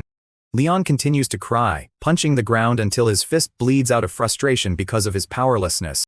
In that moment, Leon remains a key part of the future Zenon is trying not to destroy, and it quietly changes how he approaches the next choice. Zenon watches wordlessly while Seal and Nagisa comfort him. Zenon turns away, wondering how the hero will grow from here. Well, there is no point in thinking of the future. All they can do for now is face what is in front of them. Well, it is about time Zenon returned to his dungeon exploration. During the same stretch, the monsters make every remembered mechanic painfully real, and he carries that thought into the next decision. Before he resumed, he made sure to tell the trio to take care on the way back. But as he started to walk away, Leon called out to him. From there, Leon remains a key part of the future Zenon is trying not to destroy, and that uncertainty stays with him. Zenon immediately wonders what comes next. But the hero looks embarrassed as hell to say what is on his mind. Eager to return to his own adventure, Zenon tells him to hurry it up. Much to his surprise, the hero actually thanks him. And what is even more surprising is that Leon actually bowed his head to him, appreciative of how Zenon gave his potions to our classmate, and just overall covered all of Leon's shortcomings. During the same stretch, Leon's reaction matters because the hero still anchors the world's original ending, so he keeps comparing reality with the game he remembers. Is this really happening? Leon, who has shown him nothing but hostility, is actually thanking him? From there, Leon's reaction matters because the hero still anchors the world's original ending, leaving him with one more reason to stay alert. Well, what do? Even the protagonist knows when to act right. Still, Leon tells him that he should not get the wrong idea. Elsewhere in the same sequence, the tension with Leon could affect far more than school life, while the story continues drifting from its original path. The hero explicitly told Zenon that he will not ever forgive a villain like him. That is why he believes Zenon will get what he deserves in due time. With that, Leon walks away, quickly followed by Seal. As for Zenon, he could only scratch his head and go the opposite way, at least until he heard Nagisa call him. She asks him directly if he was the one who took down the gargoyle. From there, the danger turns old game knowledge into a real survival advantage, because survival now depends on more than memory. So what if it was him? Zenon cannot see why that should matter. She knew it. Nagisa noticed how the air around Zenon is different from the rest. The samurai girl takes pride in how her instincts are spot on. Since her curiosity is satisfied, she too follows Leon, but not before telling Zenon how she hopes to fight him one day. During the same stretch, the tension with Leon could affect far more than school life, and that uncertainty stays with him. After all, battling the strong is the best learning experience. Just like that, Zenon now has more on his plate. This will be a tough road ahead. Anyway, he resumes his dungeon adventure and finds a narrow room with a throne at the end. At this stage, the danger turns old game knowledge into a real survival advantage, so he refuses to assume the next event will happen exactly as written. He does not really care for the lavish seat, but more for the chest that sits right on the cushion. He opens it to reveal a couple of medals, and with that he raises one of them high in the air. Dungeon cleared. Finally, he got his hands on the Sage's Playground medal. He remembered back when he first played Dawnbray, how he cried thinking it was over after he beat the gargoyle and forgot the medal, which meant no clear. A little later, the fight proves that knowing the rules only matters if Zenon can act under pressure, so he keeps comparing reality with the game he remembers. Well, he guesses that it must be a common tale among dungeon players. In that moment, the fight proves that knowing the rules only matters if Zenon can act under pressure, and he carries that thought into the next decision. But now that he remembers it, did Leon and the others take their medals? Later, Leon remains a key part of the future Zenon is trying not to destroy, so the next familiar event no longer feels completely safe. Or maybe they forgot. If they did, that would be a shame on their parts. Anyway, Zenon starts feeling the bricks on the walls and finds one that is different from the rest. He pushes it to reveal a secret room, filled with riches called the Room of Wealth. His gloomy face instantly lit up because for all he knows, it should not appear yet until the second clear. He starts diving into the pile of gold coins looking for something. For Zenon, the transaction is becoming another deliberate break from the original timeline, so he keeps comparing reality with the game he remembers. Just then his hand grabbed something. So he started pulling it out to reveal a chest, and inside it was a magic bag. The Room of Wealth stores gold and magic items carried over from previous clears. From his perspective, the transaction is becoming another deliberate break from the original timeline, leaving him with one more reason to stay alert. The magic bag can carry an effectively unlimited number of items. To Zenon, that utility makes the bag the real treasure in the room. Zenon can barely contain his excitement at the fortune in front of him. All this money and it is all his. Suddenly he is a billionaire. Zenon starts filling the bag with gold coins, weapons, and other rare items. In this altered world, every bid carries consequences far beyond the money involved, while the story continues drifting from its original path. Zenon was not leaving that room. Not until he crammed everything into the magic bag. And while he was busy hauling, he suddenly felt something dark course through his veins as if he was being called. He turns to see a giant dark blade stuck right on top of the gold pile behind him. At that point, every bid carries consequences far beyond the money involved, and that uncertainty stays with him. He cannot believe it. It is the demon sword Amaterasu Habakirimaru. There is no way he would not know its curved shaft and red veins that pulse like blood vessels. The gamer crafted this weapon during gameplay himself. He commissioned it from a blacksmith and collected the materials needed to create this masterpiece. He cannot believe his cherished blade made into this world. And it is even more impressive given how this weapon surpasses the ultimate Holy Sword X Brave from the late game. In practical terms, each skill and item gives Zenon more room to survive without making him invincible, so he keeps comparing reality with the game he remembers. Zenon grabs and raises his cherished weapon high in the air, remembering how it deals massive damage even in hard mode as long as your skills are maxed. Underneath the humor, the numbers on a status screen now translate into real physical consequences, leaving him with one more reason to stay alert. But wait a minute. Under that condition, this sword, which he personally designed and commissioned, is here, then does that mean all the items are based on his game data? Behind that moment, the numbers on a status screen now translate into real physical consequences, while the story continues drifting from its original path. Are these carryover items based on his dungeon break data? But the biggest question of all of this is, that character set all of this up. If that is the case, it means the gamer did not just stumble into this world and possess Zenon by accident. Was he reborn here out of someone's will? But whose will is it? And why? There are already a lot of questions flooding his mind. But he cannot help it. Why was he even reborn as Zenon in Dawnbray 2 and not as Leon in Dawnbray 1? Later, Leon remains a key part of the future Zenon is trying not to destroy, because survival now depends on more than memory. Surely, this reincarnation is not done by chance. There has to be a meaning behind it. What is the purpose of sending him here? And how did they even bring his data into this world?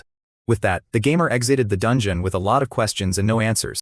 A little later, the monsters make every remembered mechanic painfully real, and it quietly changes how he approaches the next choice. As soon as he emerged, his classmates were shocked, but Zenon went straight to the teacher and tossed her the medal. At this stage, reputation remains an enemy Zenon cannot defeat with strength alone, which keeps him cautious about what comes next. Everybody looked on curiously as their teacher announced that she was acknowledging Zenon's conquest of the sage's playgrounds.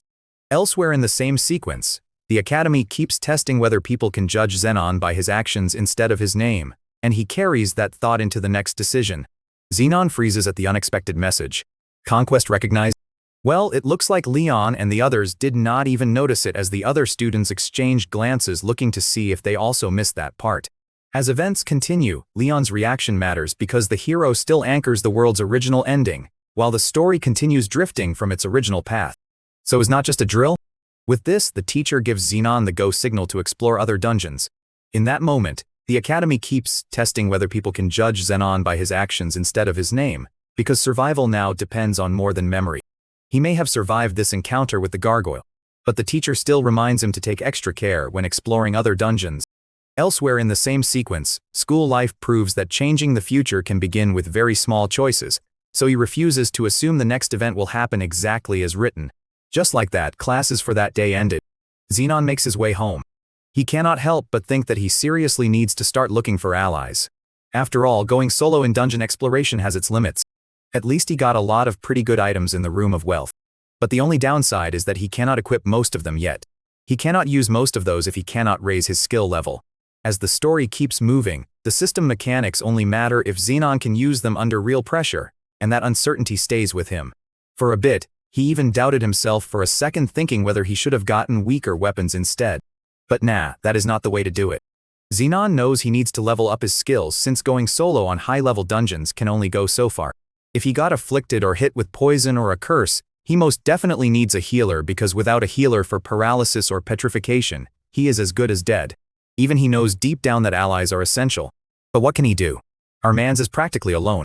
He needs to find an ally who is as skilled as Leon. In that moment, Leon's reaction matters because the hero still anchors the world's original ending, which keeps him cautious about what comes next. But it is nearly impossible. His only options are either to hire a mercenary or get a slave. For the reincarnated gamer, the auction forces Zenon to choose between preserving the script and protecting someone in front of him, so the next familiar event no longer feels completely safe. In Dawnbreak, there is a mercenary sub-hero when players can hire for gold. In practical terms, the auction forces Zenon to choose between preserving the script and protecting someone in front of him, because survival now depends on more than memory. But of course, hiring them comes with their own downsides. They are unreliable and bail when things get tough. Some mercenaries can even run off with the client's items. Then there are slaves. They can be bought at an auction in the slaver's kingdom since slavery is legal. Underneath the humor, the transaction is becoming another deliberate break from the original timeline, while the story continues drifting from its original path. Slaves are bound to their owners by enslavement magic, forcing them into eternal loyalty. Inside this new reality, the system mechanics only matter if Zenon can use them under real pressure, so the next familiar event no longer feels completely safe. He may be Zenon now, but deep inside he is still a decent person. That is why he is really on the fence about buying slaves. But with his life on the line, he cannot really be picky, can he? After all, if he gets killed here, he doubts there is a continue button after. Well, that settles it then. He needs to survive. And for that, loyal subordinates are essential, even if they are slaves.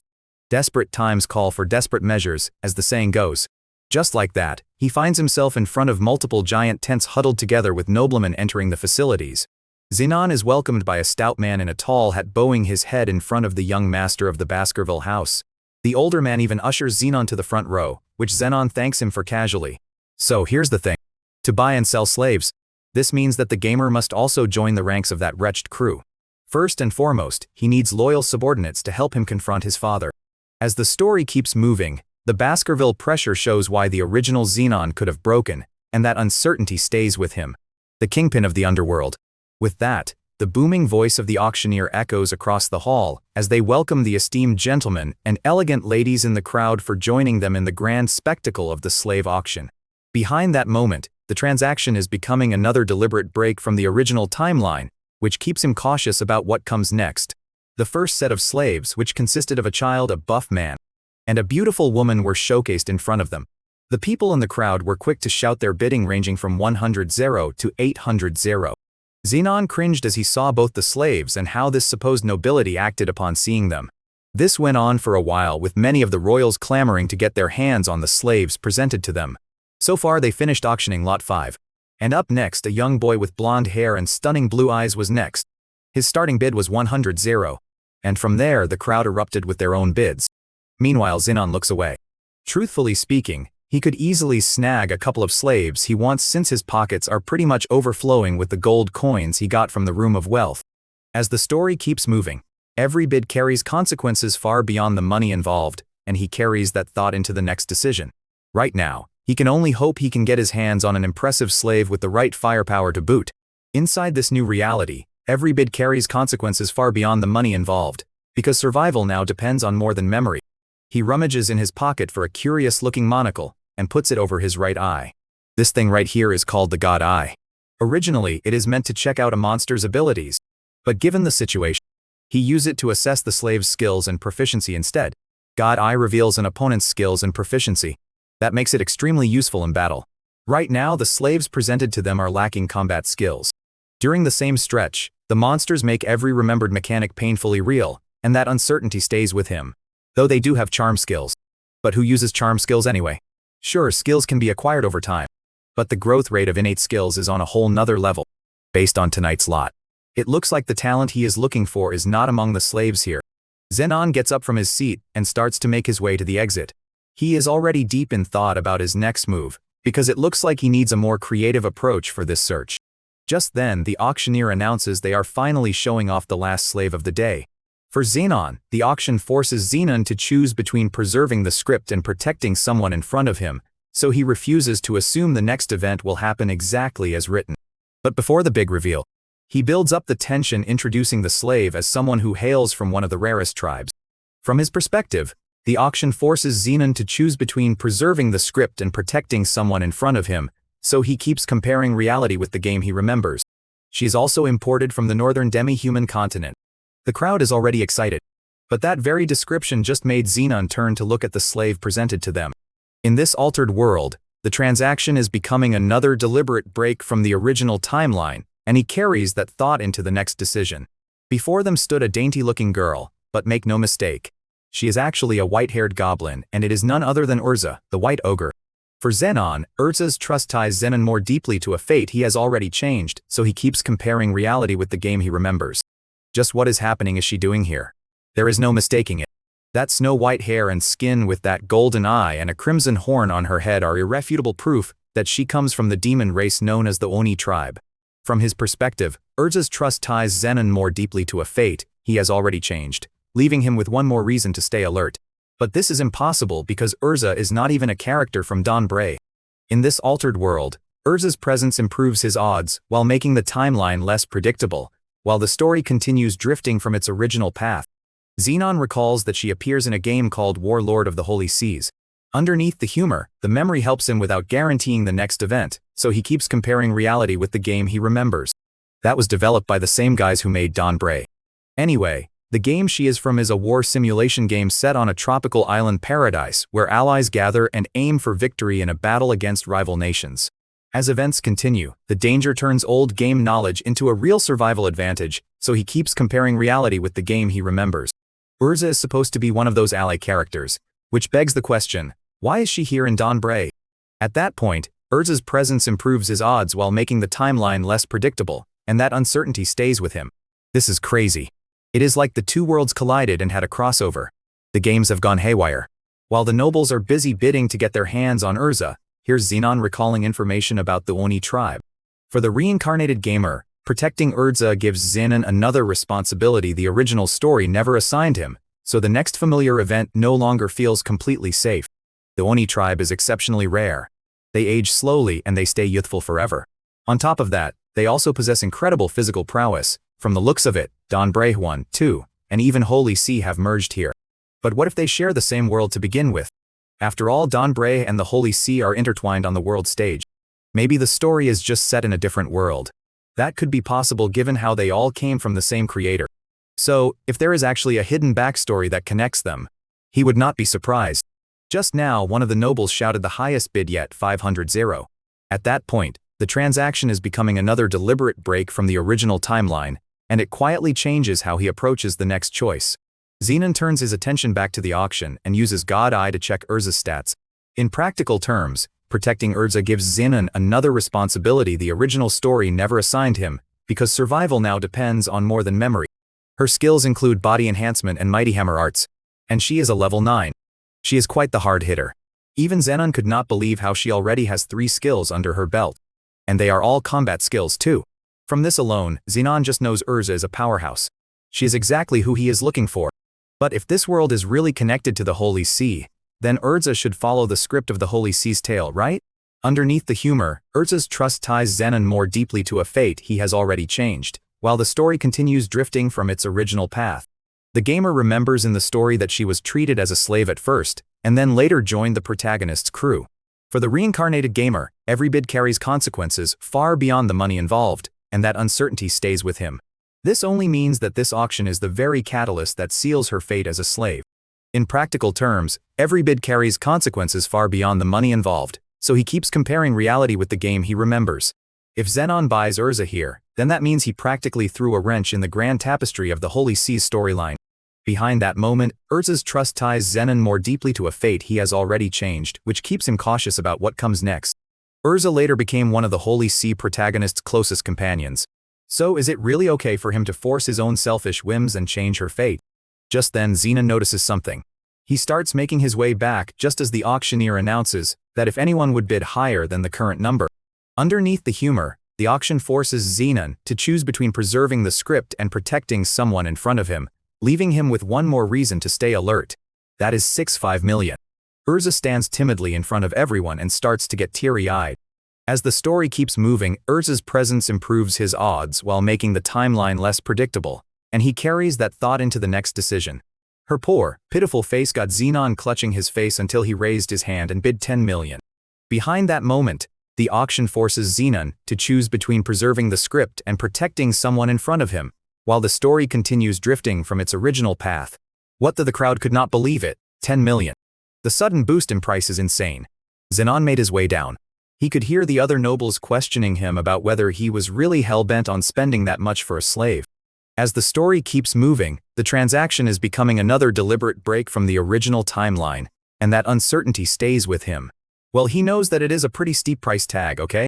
With 10 million, he could already have an entire party with the ultimate gear, ready to face the final boss with unmatched might. Zenon finally makes it back to his seat, muttering how he has really gone and done it this time.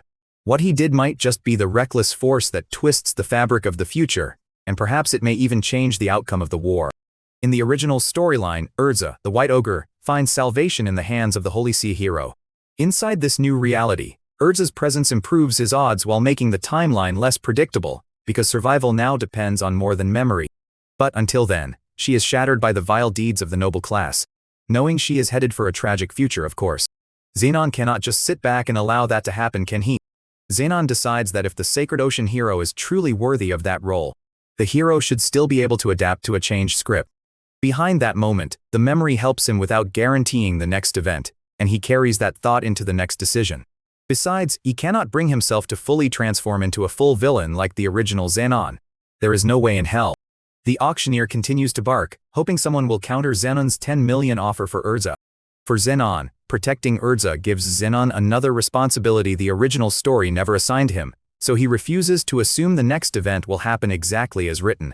Is anyone brave enough to challenge such a high price? The crowd was tense. Meanwhile, one fat noble was reeling from such a price. He glares at Zenon from his seat, but of course Zenon glares back. And his stare is even more intimidating and taunting. As if he is ever going to lose a staring contest with such a villainous face like this. Just then Urza spots him in the crowd. So Zenon gives her a little wave and smiles. The little ogre was shocked and turned away blushing.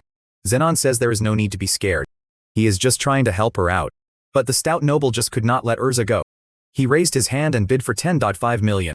Aha, the slight increase is enough to make the auctioneer feel even more joyous. We have got 10.5 million. Is anyone willing to go higher than that?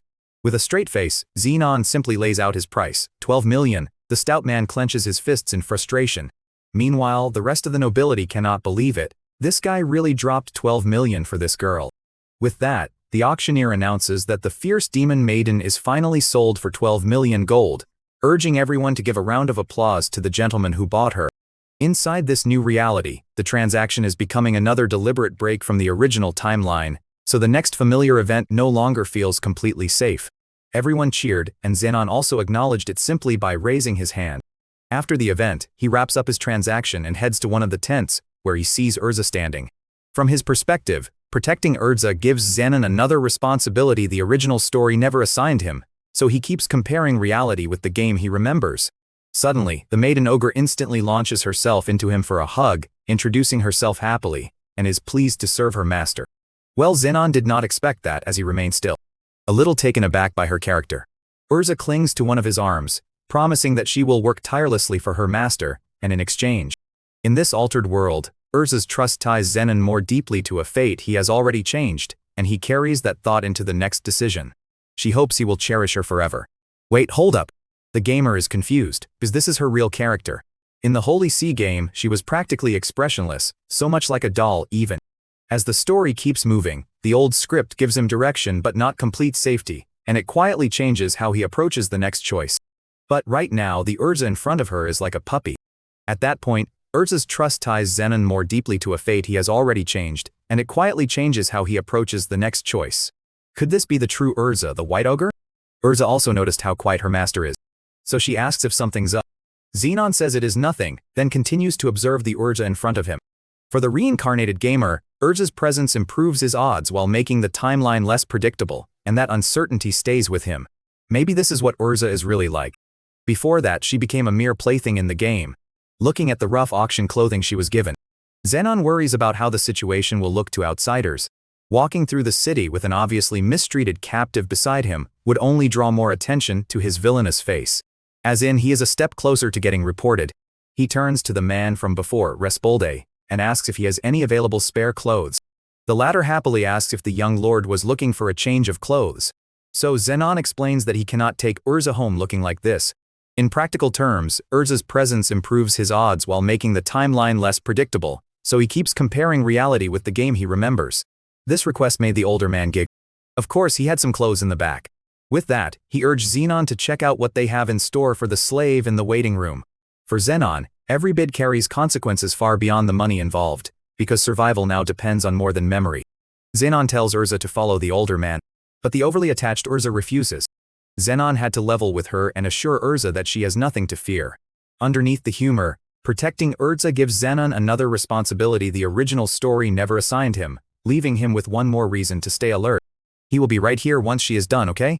So she should run along. Urza feels anxious at the separation, so she cannot help but ask if he will still be here after. In the end, Urza hurries along to the waiting room, so Zenon sits by himself to wait for her to get dressed. Behind that moment, protecting Urza gives Zenon another responsibility the original story never assigned him, while the story continues drifting from its original path. Actually, they are just separated by a mere curtain, and after a little while, Urza announces that she has changed into a new outfit. Well, let us see it then.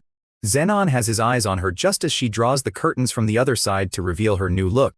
Zenon just stared at the image before him, with Urza happily showing off the same clothes she was wearing earlier, save for the shoes on her feet. As the story keeps moving, Urza's trust ties Zenon more deeply to a fate he has already changed, and that uncertainty stays with him. Of course, Zenon called her out. A change of clothes means what she was wearing, not just shoes. But little Urza was happy with just her new shoes. Zenon turns his attention to the collar on her neck. If she is happy with the new pair of shoes, well, at least he just wants her collar off. Respolde holds both of his hands up, a little worried as he low-key advised Zenon against that idea. He explains that a slave's collar is proof of ownership. Urza's collar has his name inscribed, marking Zenon as her owner, so removing it makes her masterless. Inside this new reality, Urza's trust ties Zenon more deeply to a fate he has already changed, so the next familiar event no longer feels completely safe. Obviously, this is not ideal, since it puts her at risk. At another point, the unexpected detail stops Zenon cold. How is she put at risk by simply removing her collar? Zenon has no idea how that could be. Well, Respolde simply tells him that a slave without a master has no rights. From his perspective, every bid carries consequences far beyond the money involved, while the story continues drifting from its original path. With that said, she could be abducted or abused without legal repercussions. And before Zenon forgets, she is a rare Oni tribe member. For Zenon, Urza's presence improves his odds while making the timeline less predictable, because survival now depends on more than memory. She is a highly coveted slave on the market. Rispolde says that without Zenon's proof of ownership, she might get kidnapped instantly. This only makes Zenon hum. Of course, how could he forget? In the Slayer's kingdom, non-human races have low status. This means none of them live in town unless they are enslaved. This phenomenon is also the reason why the relationship between elves and dwarves is strained. Urza's horns mark her as a non-human and without a collar. She would be treated as an escaped slave. But what about Zenon's sanity? He is not into putting collars on women. If sensing his distress, Urza approaches Zenon and tells him that she does not mind the collar. From his perspective, Urza's presence improves his odds while making the timeline less predictable, while the story continues drifting from its original path. The collar proves that she belongs to him, and she likes it. After thinking it over, Zenon reluctantly agrees because Urza herself insists she is fine with it. In this altered world, protecting Urza gives Zenon another responsibility the original story never assigned him, which keeps him cautious about what comes next. He is not really convinced, but he will let this one slide. Now then, Rispolde motions to the room at the back so that the two can enjoy their time without being disturbed. He leads them to the room, and when Zenon sees the giant bed with a heart-shaped pillow in it, he just knows this old man is definitely misunderstanding something here. Well, now that they are here, let us get on with it. Urza happily takes her clothes off and lies on the bed. At that point, protecting Urza gives Zenon another responsibility the original story never assigned him, and he carries that thought into the next decision. Zenon practically glued himself to the wall with the way he backed off. Is she crazy? Don't just strip off like that. But Urza only looks at her quizzically. Are not they supposed to make a baby now? For the reincarnated gamer, Urza's trust ties Zenon more deeply to a fate he has already changed, because survival now depends on more than memory. Zenon grabbed her clothes and had her put them back on. Although she is still questioning whether or not they will do it, she still put her clothes back on. Just what is happening did she think she was? He is not into little girls. He pokes her forehead, telling Urza that she should change her thinking. In practical terms, Urza's trust ties Zenon more deeply to a fate he has already changed, so he refuses to assume the next event will happen exactly as written. Besides, she cannot explore a dungeon dressed like that. Zenon explains that the reason he bought her is because of her dungeon crawling skills.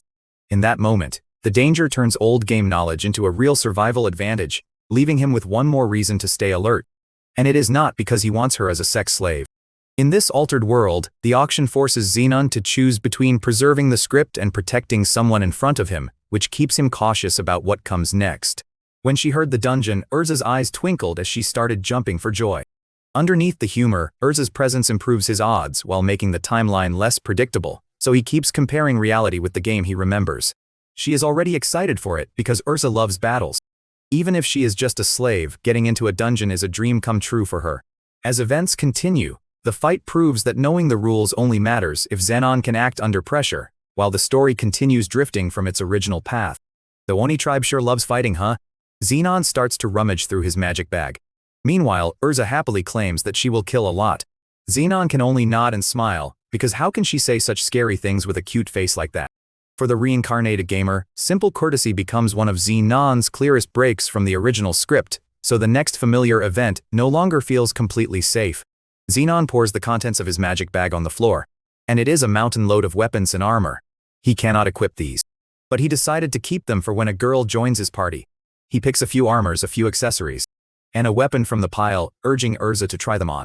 Behind that moment, Urza's presence improves his odds while making the timeline less predictable, and he carries that thought into the next decision. If does not fit, he says he will just adjust it for her. Like before, Urza readily took her clothes off and changed in front of her master. As the story keeps moving, protecting Urza gives Zenon another responsibility the original story never assigned him, and it quietly changes how he approaches the next choice. Finally, she is wearing something decent, chosen by Zenon. Moreover, it feels great. She is impressed that the armor and weapons in the human world are pretty good. For Zenon, each skill and item gives Zenon more room to survive without making him invincible, because survival now depends on more than memory. Then she grabs a giant barbed club, finally completing her fit. The weapon is far from ordinary. It is the Hammer Oni club, with high attack power and requires hammer skills to use it. Inside this new reality, protecting Urza gives Zenon another responsibility the original story never assigned him, and that uncertainty stays with him. This bad boy can shatter a skull of the poor person who happens to be on the other end of it takes a hit. But the thing is, this weapon was put on the back burner because there were not a lot of characters who had hammer skills. From his perspective, each skill and item gives Zenon more room to survive without making him invincible, while the story continues drifting from its original path. But Zenon lucked out because Urza has those as seen in how easily she wields them. During the same stretch, Urza's trust ties Zenon more deeply to a fate he has already changed, so he keeps comparing reality with the game he remembers. In fact, they suit her perfectly. The little Oni is waving it around like a stick, happy for this gift from her master. A little later, Urza's trust ties Zenon more deeply to a fate he has already changed, leaving him with one more reason to stay alert. Zenon's just happy that she likes it, with Urza hugging the weapon and promising to wipe them all out for him. In that moment, Urza's presence improves his odds while making the timeline less predictable, while the story continues drifting from its original path. The spikes on the club are pressing hard against her face. Does not that hurt her? Instead of asking that, Zenon questions if all ogre folks are battle maniacs, to which Urza just giggles. At another point, Urza's presence improves his odds while making the timeline less predictable, and that uncertainty stays with him. Suddenly, she drops the club and hugs Zenon, saying it is because she adores him. During the same stretch, the unexpected detail stops Zenon cold. Zenon has a hard time understanding why she is so attached to him. After all, they have just met and he just equipped her. There is no reason for her to be affectionate like this. He reminded her that he had just bought her as a slave. At that point, the auction forces Zenon to choose between preserving the script and protecting someone in front of him, and he carries that thought into the next decision. Besides, even if she is a battle-loving lunatic, he cannot understand why some people are so drawn to her. There was a pause before Urza shyly looked away, saying she loves a good-looking face, eh? In the next beat, protecting Urza gives Zenon another responsibility the original story never assigned him, so the next familiar event no longer feels completely safe. She starts playing with her fingers, saying how handsome he is. Man, it makes her so happy to belong to someone like him. But wait, hold up. Is she really referring to him? After all, girls avoid Zenon, and they even scream when they see him smile. In practical terms, simple courtesy becomes one of Zenon's clearest breaks from the original script, because survival now depends on more than memory. But Urza continues listing down the things she likes about him, like how fierce his eyes are and how hawk-like her nose is. Elsewhere in the same sequence, protecting Urza gives Zenon another responsibility the original story never assigned him, because survival now depends on more than memory. He is a true villain whom no one dares to approach. Zenon had to ask if she was being for real, and the little Oni said she was. In her eyes, his gaze could kill with intensity, and he also has a wicked and pointed nose. Her master's sharp teeth make it look like it is for devouring flesh. He is just Urza's ideal man, like a legendary demon god.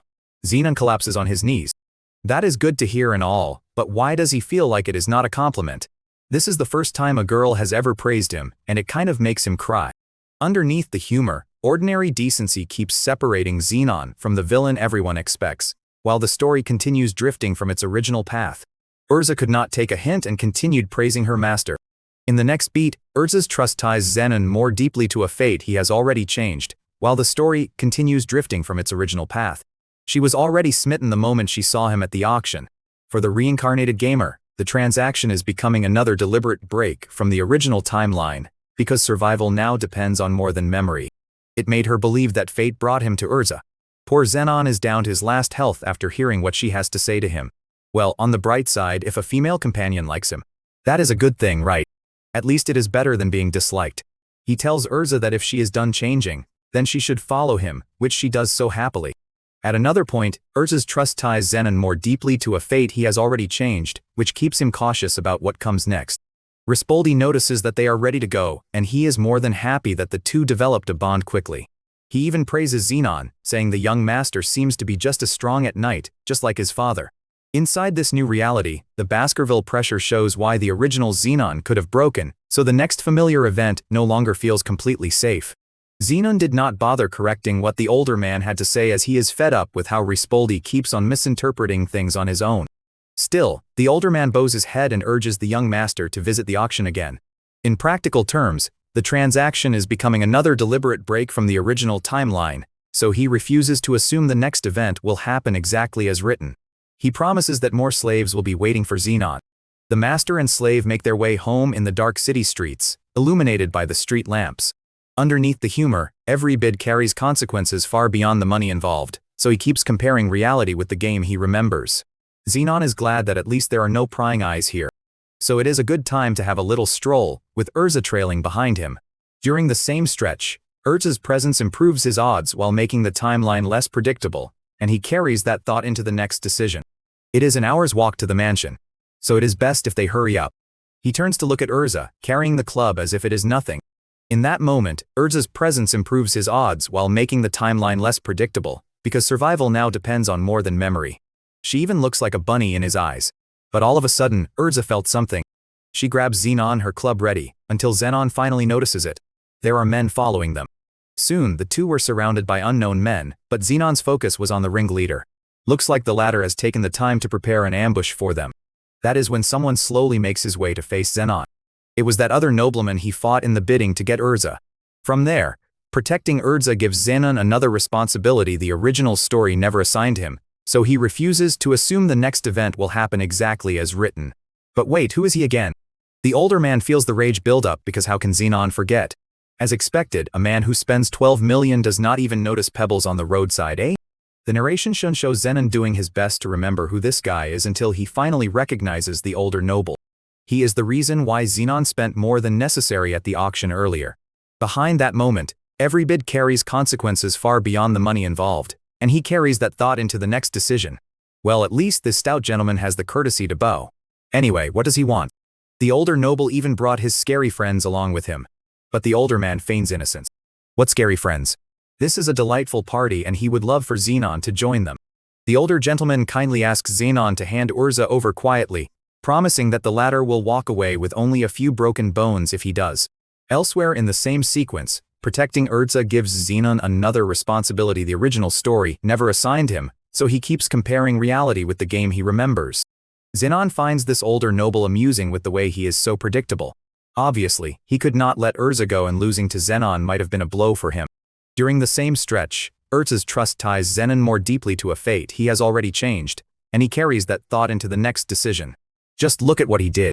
He brought friends over to convince Zenon to hand over Urza. Sure, some kind of convincing this is. So again, the older noble kindly asks if Zenon would reconsider. Now, whatever should Zenon do? The older noble grins in anticipation, thinking Zenon would be intimidated. But the latter has more important things on his mind, like what pseudo-humans are. So, he asks the older noble what those are since he has never heard of them before. The latter's a bit surprised that the young man does not know. But he still enlightened him, saying that is what they call subhuman pretenders. He adds that it is a common term in their country. Is the term not used here? Zenon thinks he is just outdated. But one thing he does know is that he does not like it. For one who decided subhumans are lesser beings. Such an infuriating term. Anyway, as for the older man's request earlier of handing over Urza. At another point, Urza's trust ties Zenon more deeply to a fate he has already changed, and it quietly changes how he approaches the next choice. It is a hard no for him. Urza belongs to Zenon and he is not giving her up. As events continue, Urza's presence improves his odds while making the timeline less predictable, and that uncertainty stays with him. Zenon has no idea who the hell this older noble is, but what he knows is that the latter is leaving empty-handed tonight. Urza, with her selective hearing, really believed that her master just called her my girl. In that moment, Urza's presence improves his odds while making the timeline less predictable, so he keeps comparing reality with the game he remembers. So of course she is feeling elated. As for the old man, well, not so much. He wanted to resolve this peacefully and found unruly kids like Zenon irritating. So yeah, if the young man wishes to die, then die by all means, he said. Upon hearing that, Zenon pulls the noble card, saying that not only is he a noble, but he has also got quite the influence around this area. Is the older noble really sure he wants to do this? There will be consequences. The older noble knows Zenon came from a well-off family because he would not be able to pay for a 12 million slave, now would he? As the story keeps moving, the auction forces Zenon to choose between preserving the script and protecting someone in front of him, and it quietly changes how he approaches the next choice. The older noble, however, refuses to back down. With Urza in his hands, he can finally make it big in his country by offering a rare Oni subhuman. Elsewhere in the same sequence, protecting Urza gives Zenon another responsibility the original story never assigned him, leaving him with one more reason to stay alert. He can almost see it. The esteemed one will be pleased and soon he will become the latter's right hand. The esteemed one, huh? The gamer now finally remembers it. Given this older noble's dramatic speech and theatrical demeanor, Zenon knows that the man before him is from the kingdom of Koron. He is right? And if he remembers correctly, The esteemed one the latter was referring to is Marshal Zagitellos of the Koran army, correct. Elsewhere in the same sequence, the unexpected detail stops Zenon cold. Well, what the howdy no? Based on the face the older noble is making, it looks like the gamer hit the nail on the head. To be fair, he does not know what this noble's name is. He is just a side character after all. But what he does remember is that this fart and the Marshal appeared as villains in the game Holy See. Inside this new reality, the old script gives him direction but not complete safety, and that uncertainty stays with him. Marshal Zagitellos is infamous for preying on vulnerable demi-human girls. In the game, poor Urza suffered terribly as his slave, but fortunately she was rescued by the game's hero and joined them. Elsewhere in the same sequence, protecting Urza gives Zenon another responsibility the original story never assigned him, while the story continues drifting from its original path. So this older noble's plan is to offer Urza and Ryzen aid. In the next beat, Urza's trust ties Zenon more deeply to a fate he has already changed, and that uncertainty stays with him. His story checks out now that it is clear to Zenon. For the older man, he asks Zenon why he knows who he is and about the Marshal. But Zenon does not need to answer him. Well, whatever the case may be, the older noble is determined to kill Zenon right then and there. And as if Zenon would lose to the likes of him. In fact, it gave him the right to fight back, so now he is free to exact violence upon them. At another point, the fight proves that knowing the rules only matters if Zenon can act under pressure, and that uncertainty stays with him. One of the nobleman's friends attacks Zenon, but the latter quickly draws his weapon and instantly cuts down a few of them in one sweep. In this altered world, the numbers on a status screen now translate into real physical consequences, which keeps him cautious about what comes next. Honestly, Zenon has no idea why a Koran noble is here. But since they are the ones who struck first, he is more than happy to fight back. But in doing so, he knows that he is altering the storyline for the Holy See. Later, that familiar mechanic is useful but no longer certain, so he keeps comparing reality with the game he remembers. On the other hand, taking out villains like these surely will not bother the real hero, right? What kind of hero would they be if they did? If anything, the real hero should just consider it as thanks for giving him Urza in this timeline. During the same stretch, Urza's trust ties Zenon more deeply to a fate he has already changed, so the next familiar event no longer feels completely safe. Speaking of Urza, the little Oni is patiently waiting for her master's orders until he finally tells her to ready her weapon. A little later, Urza's presence improves his odds while making the timeline less predictable, because survival now depends on more than memory. She gets into position, and despite her cute face, she is exuding a true warrior's aura right now. Zenon tells her to watch his back, but of course she pouts. She wants to jump into the fray for God's sakes. And this is not doing nothing but teasing her. Zenon takes out an item from his magic bag, the Grimoire of Dark Magic, and hurls it high in the air. At that point, the numbers on a status screen now translate into real physical consequences, and he carries that thought into the next decision. He reads the ancient texts as they glow until finally he gives the order, kill that man. Unfortunately, this one is not for Urza, but for Zenon's own dark magic. From there, Urza's presence improves his odds while making the timeline less predictable, while the story continues drifting from its original path. He unleashes his dark attribute area magic, Blood Carpet. What happened next was quick as the dark matter rushed from Zenon's hand all the way to the ground before emerging as giant spikes, impaling his enemies and granting a painful and horrible death to them. Vlad the Impaler would be proud. The older noble collapses to the ground out of sheer horror at what he just witnessed. Zenon even admits that this spell is pretty brutal. But it is no surprise since his dad used dark magic too. For the reincarnated gamer, the system mechanics only matter if Zenon can use them under real pressure, because survival now depends on more than memory. Is dark magic always supposed to be like this? Just seeing it up close is enough to make him throw up. Anyway, now the only ones left behind are that man and a few others. So finally he gives Urza the go-ahead. With that cute face of hers, she gives Zenon a sweet smile as she tells him that she will kill them all. Behind that moment, ordinary decency keeps separating Zenon from the villain everyone expects, which keeps him cautious about what comes next. She runs straight to her enemies and bashes the first one she sees in the head with her club. Man down. The other guys start calling her a monster and attack her with a sword. During the same stretch, the monsters make every remembered mechanic painfully real, so the next familiar event no longer feels completely safe. But Urza easily holds the man's blade in between her fingers, with the latter struggling to break free. A little later, protecting Urza gives Zenon another responsibility the original story never assigned him, which keeps him cautious about what comes next. She thrusts her giant club through the man's body, leaving a bloody mess. Now there is just one more to go. The last man is already on the ground, panicking and crying out for help. But Urza refuses to show mercy. Anyone who crosses her master is going down. Urza whacks him to kingdom come and sends him flying with Zenon watching just how the poor man would go. In the next beat, protecting Urza gives Zenon another responsibility the original story never assigned him, and he carries that thought into the next decision. But anyway, work done. Urza celebrates her accomplished task as Zenon gives her a pat for a job well done. A little later, Urza's trust ties Zenon more deeply to a fate he has already changed, because survival now depends on more than memory. He turns to the older noble, asking him what is next since all his friends are gone. Of course, the latter is close to scrambling and pulls the noble card.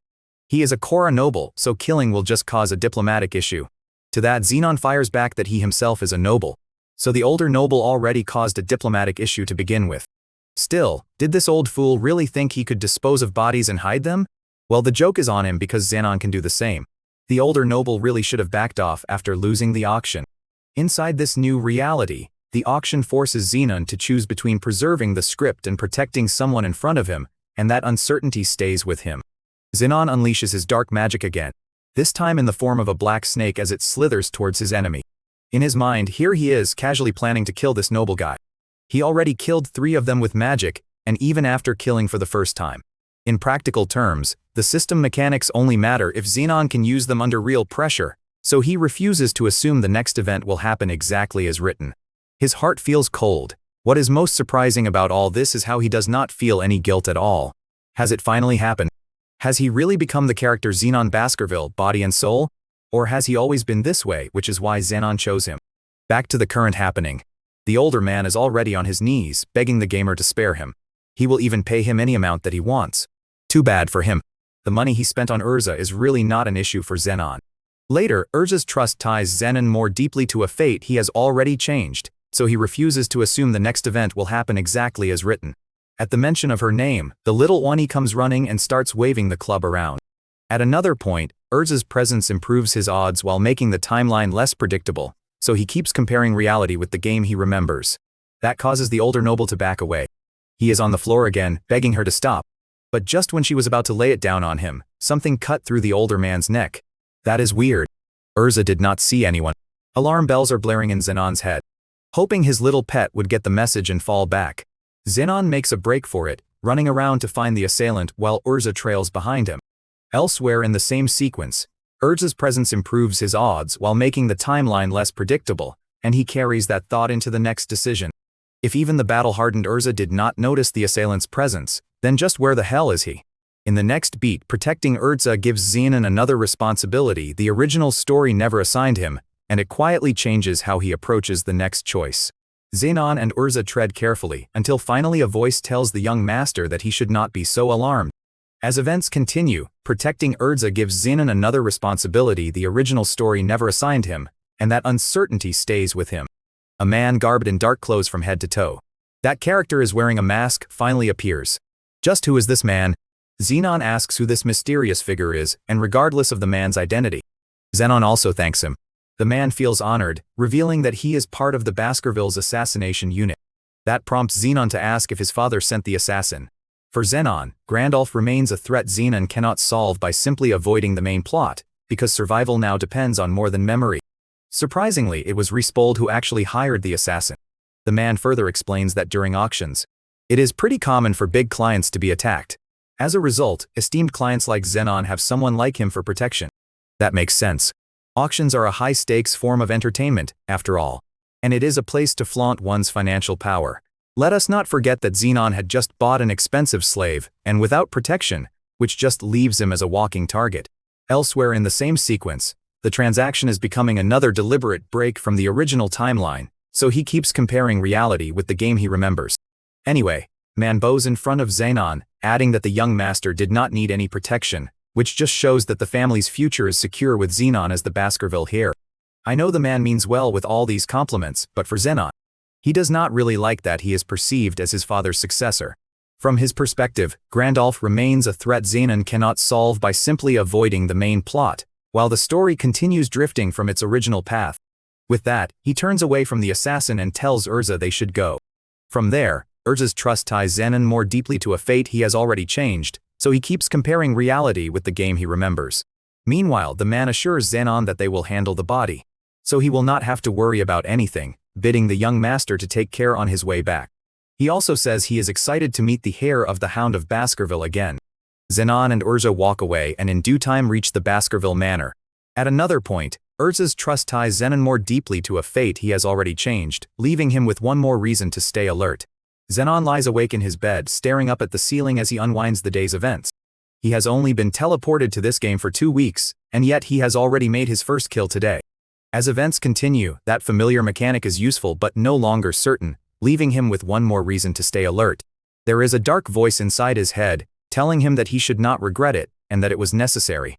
Still, accepting murder is easily wrong. This made him wonder if he is inherently ruthless or if this is the character Zenon's influence. He understands why a warrior like Urza can kill him. Later, Urza's presence improves his odds while making the timeline less predictable, while the story continues drifting from its original path. He was just an ordinary Japanese salaryman 2 weeks ago, and yet he still cannot understand why he does not feel guilty about killing. Is there something wrong with him? Anyway, despite everything, this is a good situation, and hesitation will not get him far in this world. He had to remind himself that he is not only fighting monsters. There are also cultists and criminals to look out for too. Taking down enemies without hesitation is an advantage. And that is something he will embrace. With a reliable ally, dungeon exploring is possible. Speaking of dungeon exploring, he also knows that no matter how much he knows about this world, he is bound to hit a dead end sooner or later if he goes solo. But with the addition of Urza, his survival rate has significantly increased. In the next beat, Urza's presence improves his odds while making the timeline less predictable, and that uncertainty stays with him.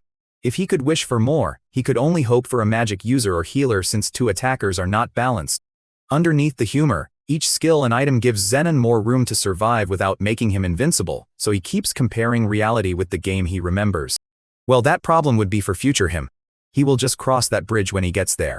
They are still in the early parts of the story, so there is still time. No need to rush. Just then, hurried footsteps race toward his room, and Urza appears with shampoo stinging her eyes after fleeing the bath. During the same stretch, protecting Urza gives Zenon another responsibility the original story never assigned him, so the next familiar event no longer feels completely safe. Riviana follows and explains that the little Oni simply panicked during washing. As events continue, protecting Urza gives Zenon another responsibility the original story never assigned him, because survival now depends on more than memory. Zenon helps calm Urza down while Riviana finishes getting her cleaned up. From there, Urza's trust ties Zenon more deeply to a fate he has already changed, while the story continues drifting from its original path. The awkward domestic scene leaves him exhausted, but he keeps clear boundaries and treats Urza strictly as a child under his protection. Later, Urza's trust ties Zenon more deeply to a fate he has already changed, which keeps him cautious about what comes next. Later, Urza refuses to sleep alone, so Riviana stays nearby as well until the little Oni finally settles down. In the next beat, Urza's presence improves his odds while making the timeline less predictable, and he carries that thought into the next decision. Zenon spends a restless night between responsibility and embarrassment, but nothing inappropriate happens. By morning, Urza wakes cheerful and energetic. Meanwhile, Riviana gets up to prepare breakfast. From there, Urza's presence improves his odds while making the timeline less predictable, because survival now depends on more than memory. After eating, Zenon completes his morning training, puts on his academy uniform, and prepares to leave for school. In that moment, school life proves that changing the future can begin with very small choices, so he keeps comparing reality with the game he remembers. He calls Urza and asks if she remembers what he taught her last night. Later, protecting Urza gives Zenon another responsibility the original story never assigned him, so he refuses to assume the next event will happen exactly as written.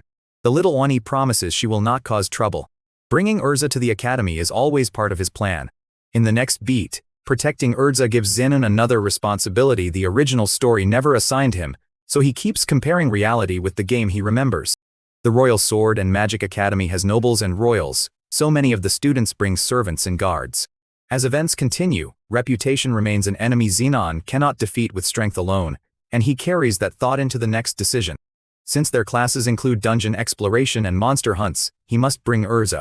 From there, Urza's trust ties Zenon more deeply to a fate he has already changed, and he carries that thought into the next decision. The two of them make their way to the carriage. Zenon reminds her that causing trouble at the academy means getting banned. Later, reputation remains an enemy Zenon cannot defeat with strength alone, and it quietly changes how he approaches the next choice. Urza replies that she will be good and stay with him. In the next beat, Urza's trust ties Zenon more deeply to a fate he has already changed, and it quietly changes how he approaches the next choice.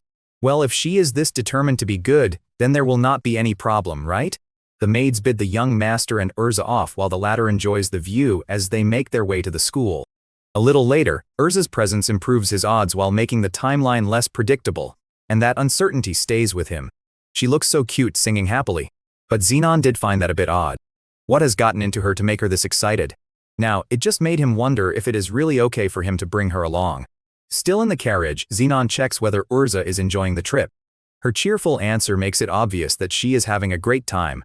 Urza is already excited about whatever she plans to smash once they reach the academy, and Zenon immediately feels uneasy. In the next beat, the academy keeps testing whether people can judge Zenon by his actions instead of his name, and that uncertainty stays with him. Zenon does not really like the sound of what she just said. The road ahead is still dangerous, but Zenon is no longer facing it completely alone. Riviana has seen his kindness, Urza has chosen to trust him, and even his classmates are beginning to question their fear. Every choice he makes pulls him farther from the cruel villain written into the original game. He cannot control every consequence, but he can control the kind of Zenon Baskerville he becomes. With Urza beside him, Zenon rides toward the academy determined to survive this altered world on his own terms.